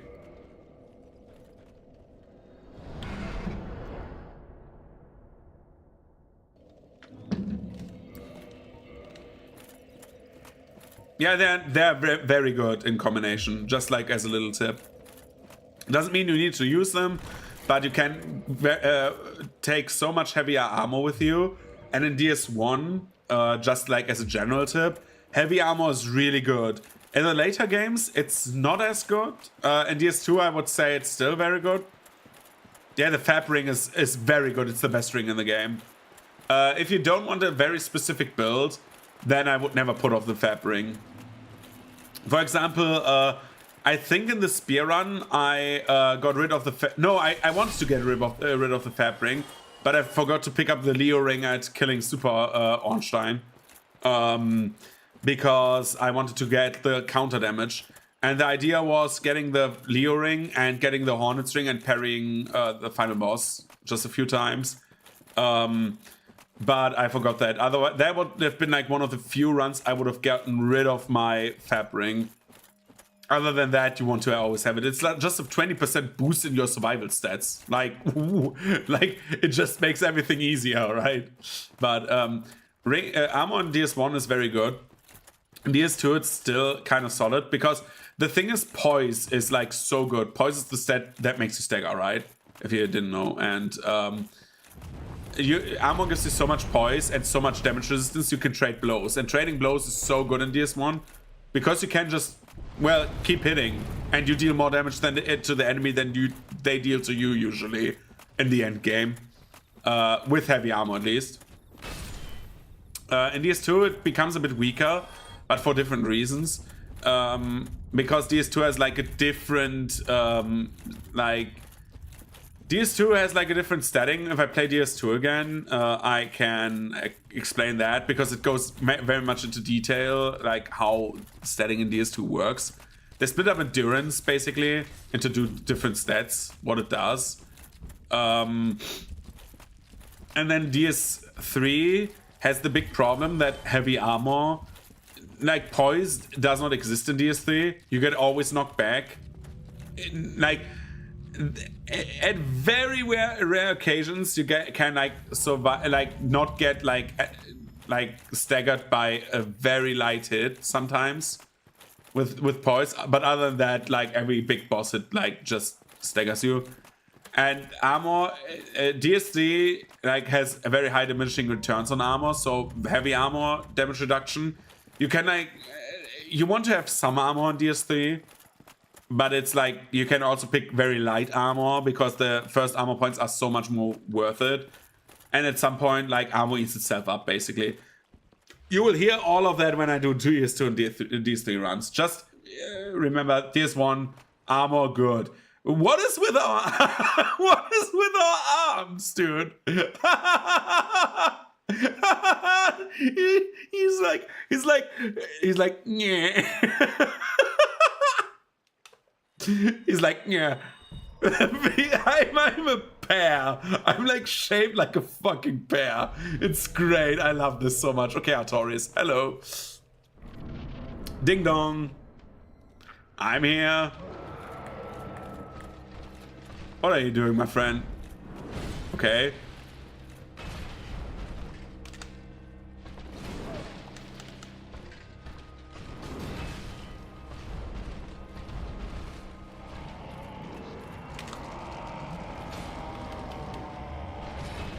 And staggered him out of his animation, and Artorias is dead.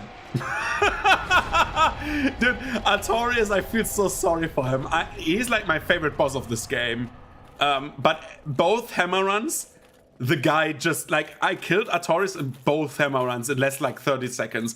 Even with the normal, like in the normal hammer run with like the spiked club, where I did not use weapon buffs, I killed him like in like 30 seconds. He's like so weak to bludgeoning damage.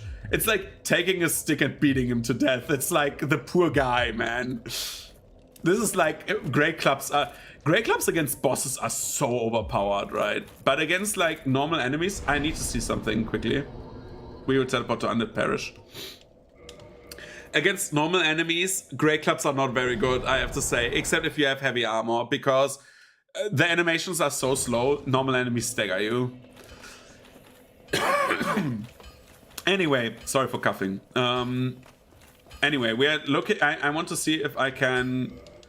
Yeah, you can have that divine armor, Ember. Can we upgrade? Oh, we cannot upgrade Smo's armor. I love the paladin set. Yeah, it's like exactly the same principle. So like I feel like with the heavy weapons. So the fast weapons in this game are so much better for the most part because of how the windows work in DS1. Udesteel Township, there we want to go.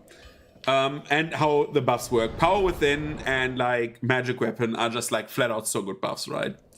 But even without the fast weapons, you basically hit enemies so much more often and have so many more windows than with the heavy weapons. And the benefit is the normal enemies have so little health in DS1 that no matter what, you one-shot them. They have like these guys have like 450 health or something like that. So a spear or dagger or whatever or short sword, they one-shot them as well. So it's like not very let's say it like this. It's not very good to have a heavy weapon usually, but the bosses usually give you windows, especially the DLC bosses in DS1 and the last bosses in like especially the final bosses of DS1 give you little windows between attacks, so you get only one hit in, maybe two, and so the heavy weapons just out damage the smaller weapons. And the early game bosses give you longer windows, which allows you to like do 2 hits. Especially since the early game bosses can be staggered. Everything to Smone Ornstein can be staggered, basically. Taurus Demon can be staggered. Capra Demon can be staggered. Smone Ornstein can be staggered. Like, heavy weapons are really good at these early game bosses, but not good at early game enemies, right? But once you have like heavy armor, that doesn't matter. Then these just take over, which is why these are so great late game weapons. I love every weapon in DS1. I think there's no weapon category I think I don't want to do a run with. Whips are the only one I'm like at the moment hesitant on, because the whips one takes ages. Because the first whip you get is in Blighttown, so we need to take the thief, go to Blighttown at level 1, which is not that hard, run backwards, upwards again, to get the whip, and then we can start our run proper. This is like a very horrible run. Whips will be AIDS, as I said. Donk. We sent the elevator back up. I did that on accident.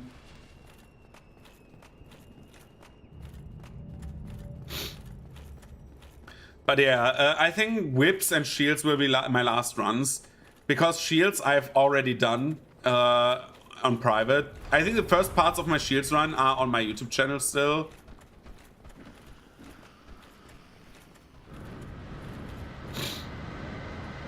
But I did a shield run already. I did a shield run in Elden Ring as well. But shields would be fun to do again, because now there's the thrusting shields in Elden Ring, and thrusting shields are so interesting to play with, because I saw people like literally like kill Radahn in Elden Ring in like a few hits.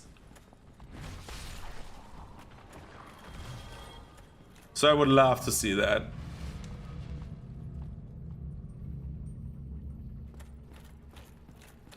So anyway, Manus, my man.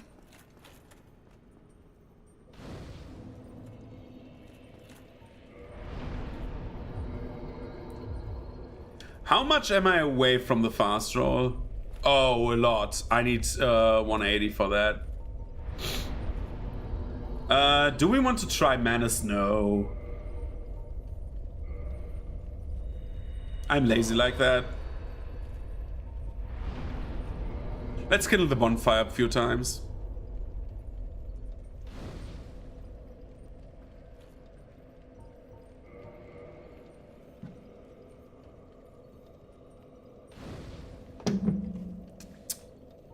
Okay. Hello. Thanks for the follow. Really appreciate it. So at the moment we are like going back on my stream schedule, because I have a Discord, but that's like only used for me to tell people, hey, I'm planning to do this. We're doing a few more DS1 runs, of course. We want to play a bit more Sifu, because Sifu is very fun. And I need to do a few things before Digimon comes out in October, so... Yeah, we are doing Yeah, sure. Hey, it's great. Thank you anyways. I love every piece of support. Like, I'm doing this for fun, and it's great that people are interested enough in like seeing me play this. This is like I think I said that in earlier streams as well. I don't care if I have like one viewer or like many more. Like, having at least one person to talk to means that people love to talk to me, or like love seeing me play this game, and that is like enough of like a gratifying factor for me. It's like great. Also, like having people to talk to and like bounce back on is like always fun.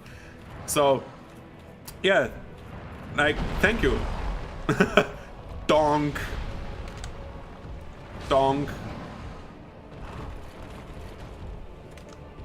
Yeah, absolutely. Like, that's a great factor, right? Like, just for talking, it's like, oh no, I'm dying. That is stupid. Oh god. Oh no, I'm not dying. Ouch. Hey. Oh, that is bad. He kicks me away. Drink. Ouch. Double ouch. Dude is just spamming magic at me to like get on my nerves, but he forgot that I have more than enough like Estus.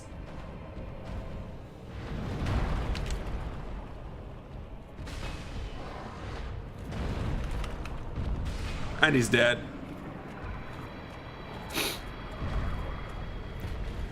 But But yeah, thanks for the follow. It's like super nice. So Manus is dead. Do we smash her? Where is she? There. Let's smash her. Stop. Hammer time. Okay, we have one DLC boss left and one main game boss left, and then Gwyn. So, what's the time for you over there, by the way? How late is it for you? Ulusil Township. Let's go to Township Dungeon, get the 20 Estes. 5 a.m. So, okay, that is early. Jesus Christ. So you're like 9 hours behind me? Oh god. Yeah, for me it's like usually like during the week I stream in the evening hours, so it's like I have like 2 p.m. right now, 2:20 p.m. So it would be like 4 or 5 hours later, so it would be still morning for you. Yeah, time zone differences really suck, but well, happens. Germany, hey, I live in the middle of Europe. It's like that, but hey, it's great to have like people all over the globe to talk to. It's like good shit. Anyway, do we have more souls? Yeah, we have souls. We use the soul of Artorias because we don't want the sword. Next run will be probably great sword or great axes, or maybe maybe whips or crossbows. Crossbows we still have to do as well. Level up. We can get 2 level ups, maybe. No, 1 only. Let's get 1 more point here. We want more. More endurance. I want to get out of medium roll land. But I will never get to. Like, I would need 40 points or something like that still. You humans. Donk. Donk, you're dead. I take that free level up. Do I have another homeward bone? No. So we're leveling up for Calamite.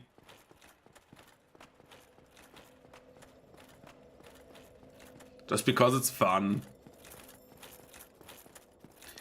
How much would I need if I get rid of Heavel's Ring to be in medium roll land for Smo's armor? Oh, I am at medium roll land. Really? No, I am not at medium roll land. You need to wait a few seconds. Sometimes the game does not register the equip load change for a few seconds, but hey. Okay. Because it's fun, we are playing with this cosplay again. I am still thinking, how many strength do I need to two-hand this weapon? One-hand this weapon. 2 strength. I'm thinking about getting the 2 strength. Because we can parry Gwyn then. It's so much easier to parry Gwyn than fighting him normally. He's such a bitch if you fight him normally. Let the dogs do their thing.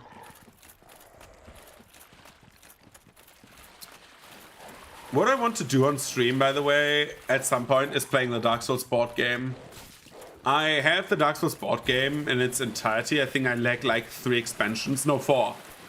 2 that are not available anymore, and the 2 remastered expansions. And Dark Souls board game is actual fun. Come on. Look at these dogs now. Goodbye. And what are you doing?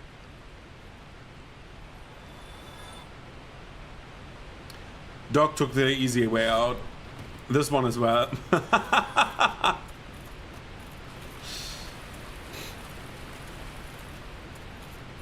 Get this one.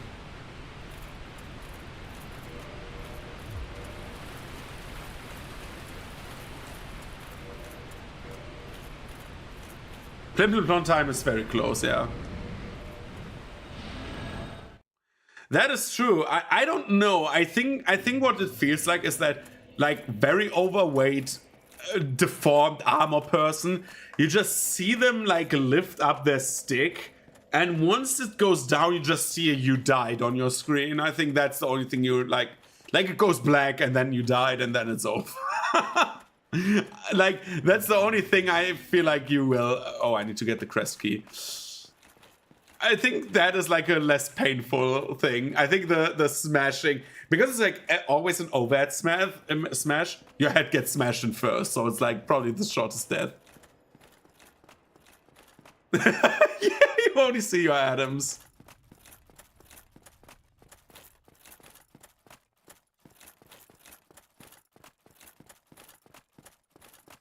I mean, the Dragon Tooth at like +5 is not bad. The problem is the Great Club is just better at +15. And since you can like, since you can get the Great Club at +15 before Simone Ornstein, I don't see a reason why.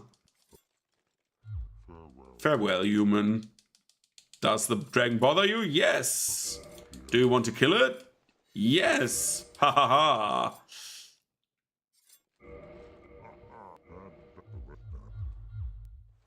And goodbye. The thing is that you just get so quickly like basically you did that to a cleric girl. Hit her with a heavy. Yeah, the Heavy Maze is like, the Dragon Tooth is like so good, but the problem with the Dragon Tooth is don't you need like Dragon Scales to upgrade that, and Dragon Scales are like shitty to gun by. The problem is you get a +15 weapon so easily before Simone Ornstein if you know what you're doing, because +5 is easy. You can buy the components. If you go to the depths, +10 is easy because you can buy before Anor Londo. You can buy large Titanite shards in Ascent's Fortress. So you buy your shards. You get 40,000 souls basically from Iron Golem, and you need 10. So you can get, you need 9. Sorry, and Titanite chunks and the very large Ember. If you kill both Black Knights, get both the guaranteed Titanite chunks, get the Titan from New Londo, get the one Titanite chunk from the Giant, and well, have a bit of drop luck from the normal ones, from the normal lizards, which have an 8. If you have 10 humanity, you have an 80% chance to do to drop that. By the way, to drop a chunk. Then you just have enough chunks to upgrade it. The slab you can get also way before Simone Ornstein, because Straight Demon is so much easier than these. Like, I don't see a point in like playing with any other weapon than this. Oh dude, you have chosen death, man.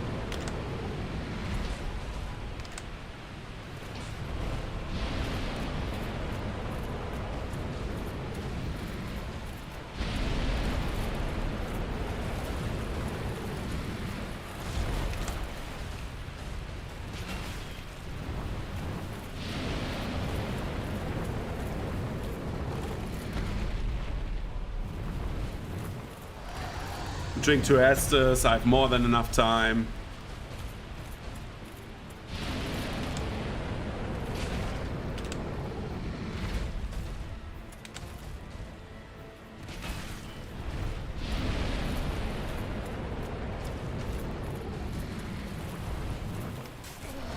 Oh no, he hit me.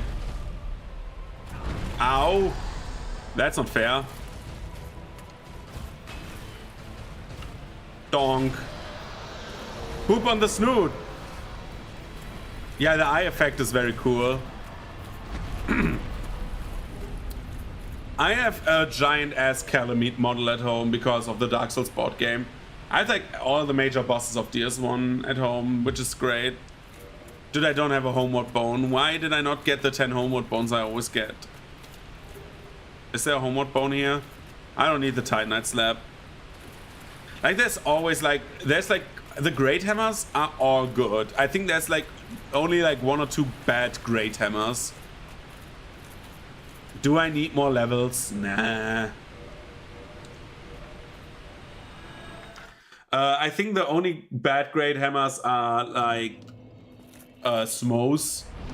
Smo's Great Hammer is just ass. Not because it's a bad weapon per se, but you need 30 something strength to even wield it two-handed. And that is like so bad, not because it deals little damage, it deals okay damage, but it's like, why would I go more than 27 if I can have the same damage with another club? That's like the main thing. Filing Shrine.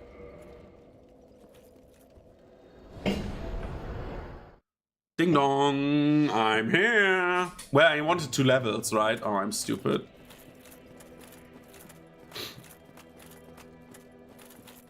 I wanted 2 levels so I can one-hand the club. So 27th strength. DS1 has the mechanic. So basically, soft caps. There's like hard and soft caps. Hard caps is basically when no point does give you anything anymore, and soft caps are where any point past that in a stat gives you barely anything. And Dark Souls 1, the soft cap for strength and dexterity damage scaling is 40. Strength has a special mechanic, however, where if you two-hand a weapon, so at the moment the Great Club, this can only be wielded. Oh, I need 1 level in like strength. Sorry. This weapon needs 28. Manners was easy.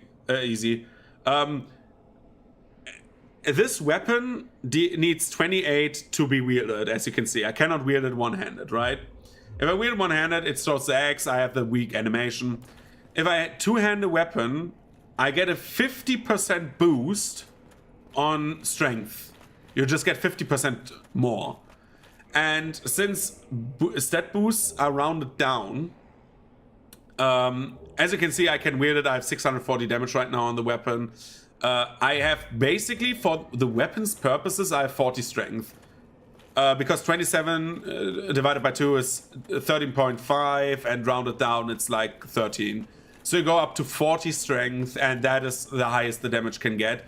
You can get higher damage, but we're talking about like a single point of damage for every point you you invest there, and that's way too high because you do not kill bosses faster with that, because the bosses have like health in the thousands, like 2,000 something health, and 1 single point of damage per hit is not worth it. That's the main reason. So the scaling gets so much worse over time that you lose like the stuff, and that's why you only go with 27.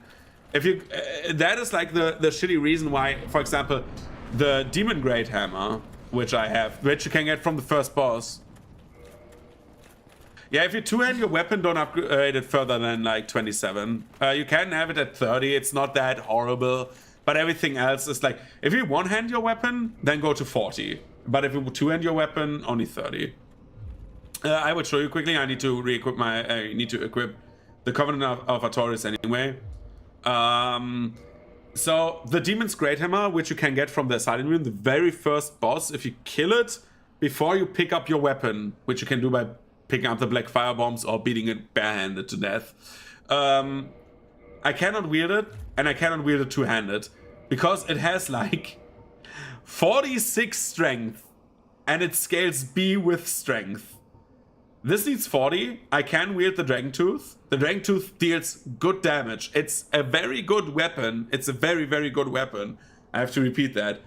But this, this deals the same weapon, the same damage, and needs 28. And when I two-hand it, I have the cap. So there's no purpose in going with any other. And Smose Hammer needs, I think, 52 strength to even wield. So you need to be like at 36 or some crazy high number to even wield it two-handed. And it scales worse. That's why I always say boss weapons are sadly not good in this game. They have like weird high requirements for everything. We're doing this. And we do 4 kings now. But again, you do you. If you like a weapon, play with it. It's always great. Like, I have played with weapons that are so optimal as well. I'm just doing the optimal thing because I say, okay, the movesets are for the most part the same in DS1. So why not, like, use them?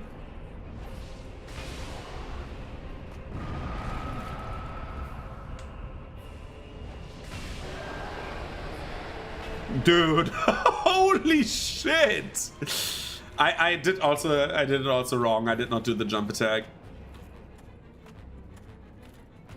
I need 1 point in strength so I can one hand my weapon. I'm going also over the 40 cap, by the way. I just want to have it so I can parry with this.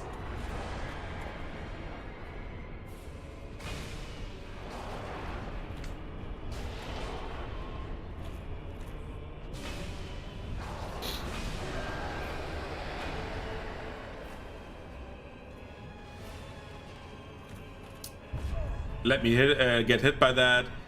So the 4 kings are only 3 in this run because we deal too much damage. Buff our weapon to the lightsaber.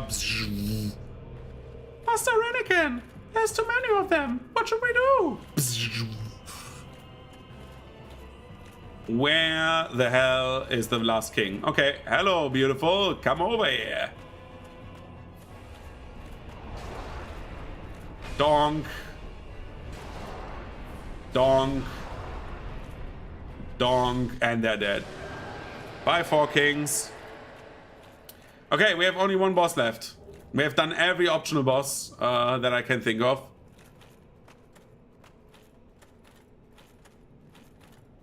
So, the run will end soon. The ritualistic bonking of the Asylum Demon will, of course, happen. I mean, that gave like a lot of strength, as you could see. That gave actually a kind of a lot damage, but it doesn't matter. Filing Shrine. Sometimes like a few points over 40 also are worth it. I would say this. But that's like very, very edge case weapons. So, like... Because I think this weapon has only an A scaling. Yeah. So, we go and visit our friend Gwyn. For friend Gwyn, we will show him what that friendship is bonk. Right?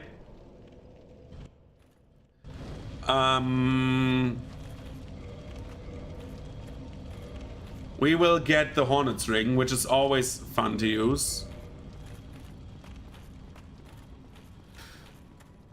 We got all of this. Let's dude, I love that the jittering happens of the character where it goes left, right, left, right. It's because I'm shaking my legs. I have like, I don't know. Dude, he's my little piñata, my little piñata, my little piñata.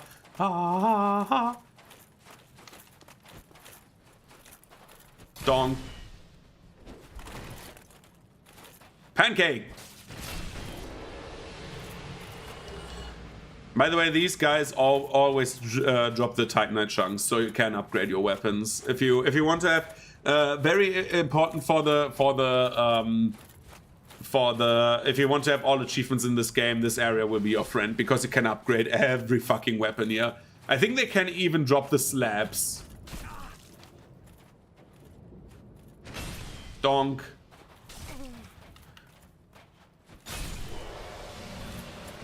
I will get rid of these clowns because I want to pre-buff, because we want to laugh at Gwyn. I have 28 humanity, I have more than enough healing.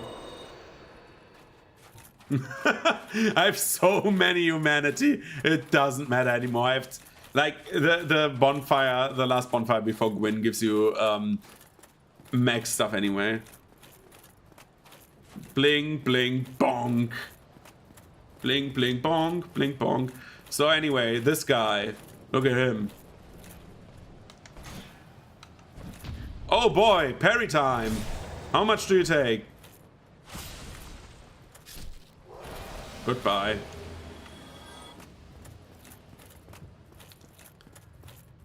So, these are also like very easy enemies to parry. If you ever want to learn how to parry, they're like very good parry partners. I usually like to parry at least one of them just to get the timings again. You parry an enemy by look at their hands, and when the hand connects to your shield, that's the parry timing. So you need to parry his hand, not his weapon. Like always look at the sword hand, and once the sword hand hits your shield, that's when the parry happens. Like this. Oh, that was a bit late. Let him do it. Again, that was also late. Come on, stab me. Dude, how do I fuck this up so much? Dude. Okay, this is bad. Come on. Dude, why am I so late on the What am I doing? Okay, bro. Bro is not playing nicely. I'm sorry. That's the parry timing. Sorry for fucking up the parries. Okay. Now, Gwyn, my friend. Gwyn, Gwyn, Gwyn.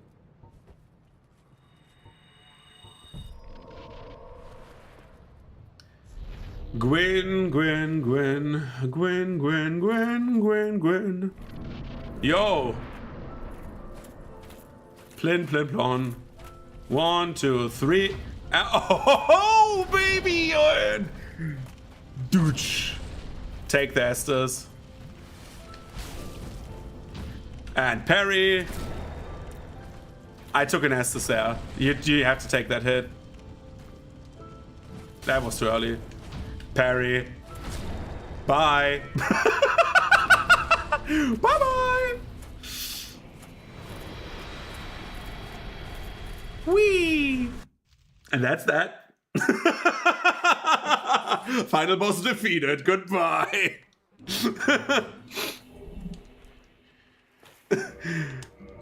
It's like so funny that the build up to Gwyn is so long and he dies. He dies in like, that was the fastest Gwyn I did. Yeah, probably. What did he live for? 10 seconds? It was like crazy. Dude, it's like, you have like such a build up and then you do like, bonk, bonk, bonk. It's like, he stood up and got killed again. How long did we take for the entire run? So, this run took the picture of the character, dude. This run took 5 hours and 21 minutes. I wasted half an hour on farming souls for no reason. So I would say, if I detract that, and like the half hour I spent sitting in a bonfire earlier and talking about like my life and like my entire school career, like we would be at 4 hours and 4.5 hours. That seems to be proper. It's slower than other runs. I think the run itself was super fun because you felt super overpowered by the end. But Jesus Christ, normal enemies are a horror. They were awful. They were like really, really bad. So just for shits and giggles,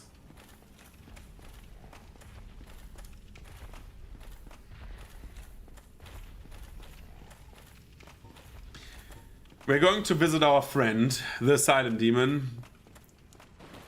I count him always like as like a little boss, like as like an extra at the end because you just two-shot the guy. But I need to kill him all the time because I also feel I haven't killed every weapon with a great club because the first time you beat him with fire bombs. Because otherwise how do you beat him without your weapons? Which is why I always say all items allowed so I can firebomb enemies. So just to have like a little bit of fun, right? Good old-fashioned fun before I end the stream. Because I will end very soon. Because I need to eat and I've been like at this for 4 hours nearly. So.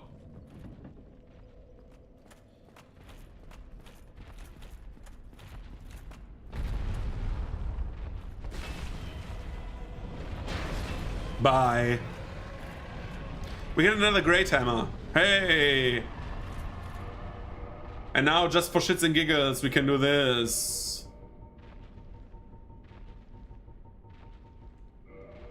Damn, that's my Elden Ring character. Literally, that's literally my Elden Ring character.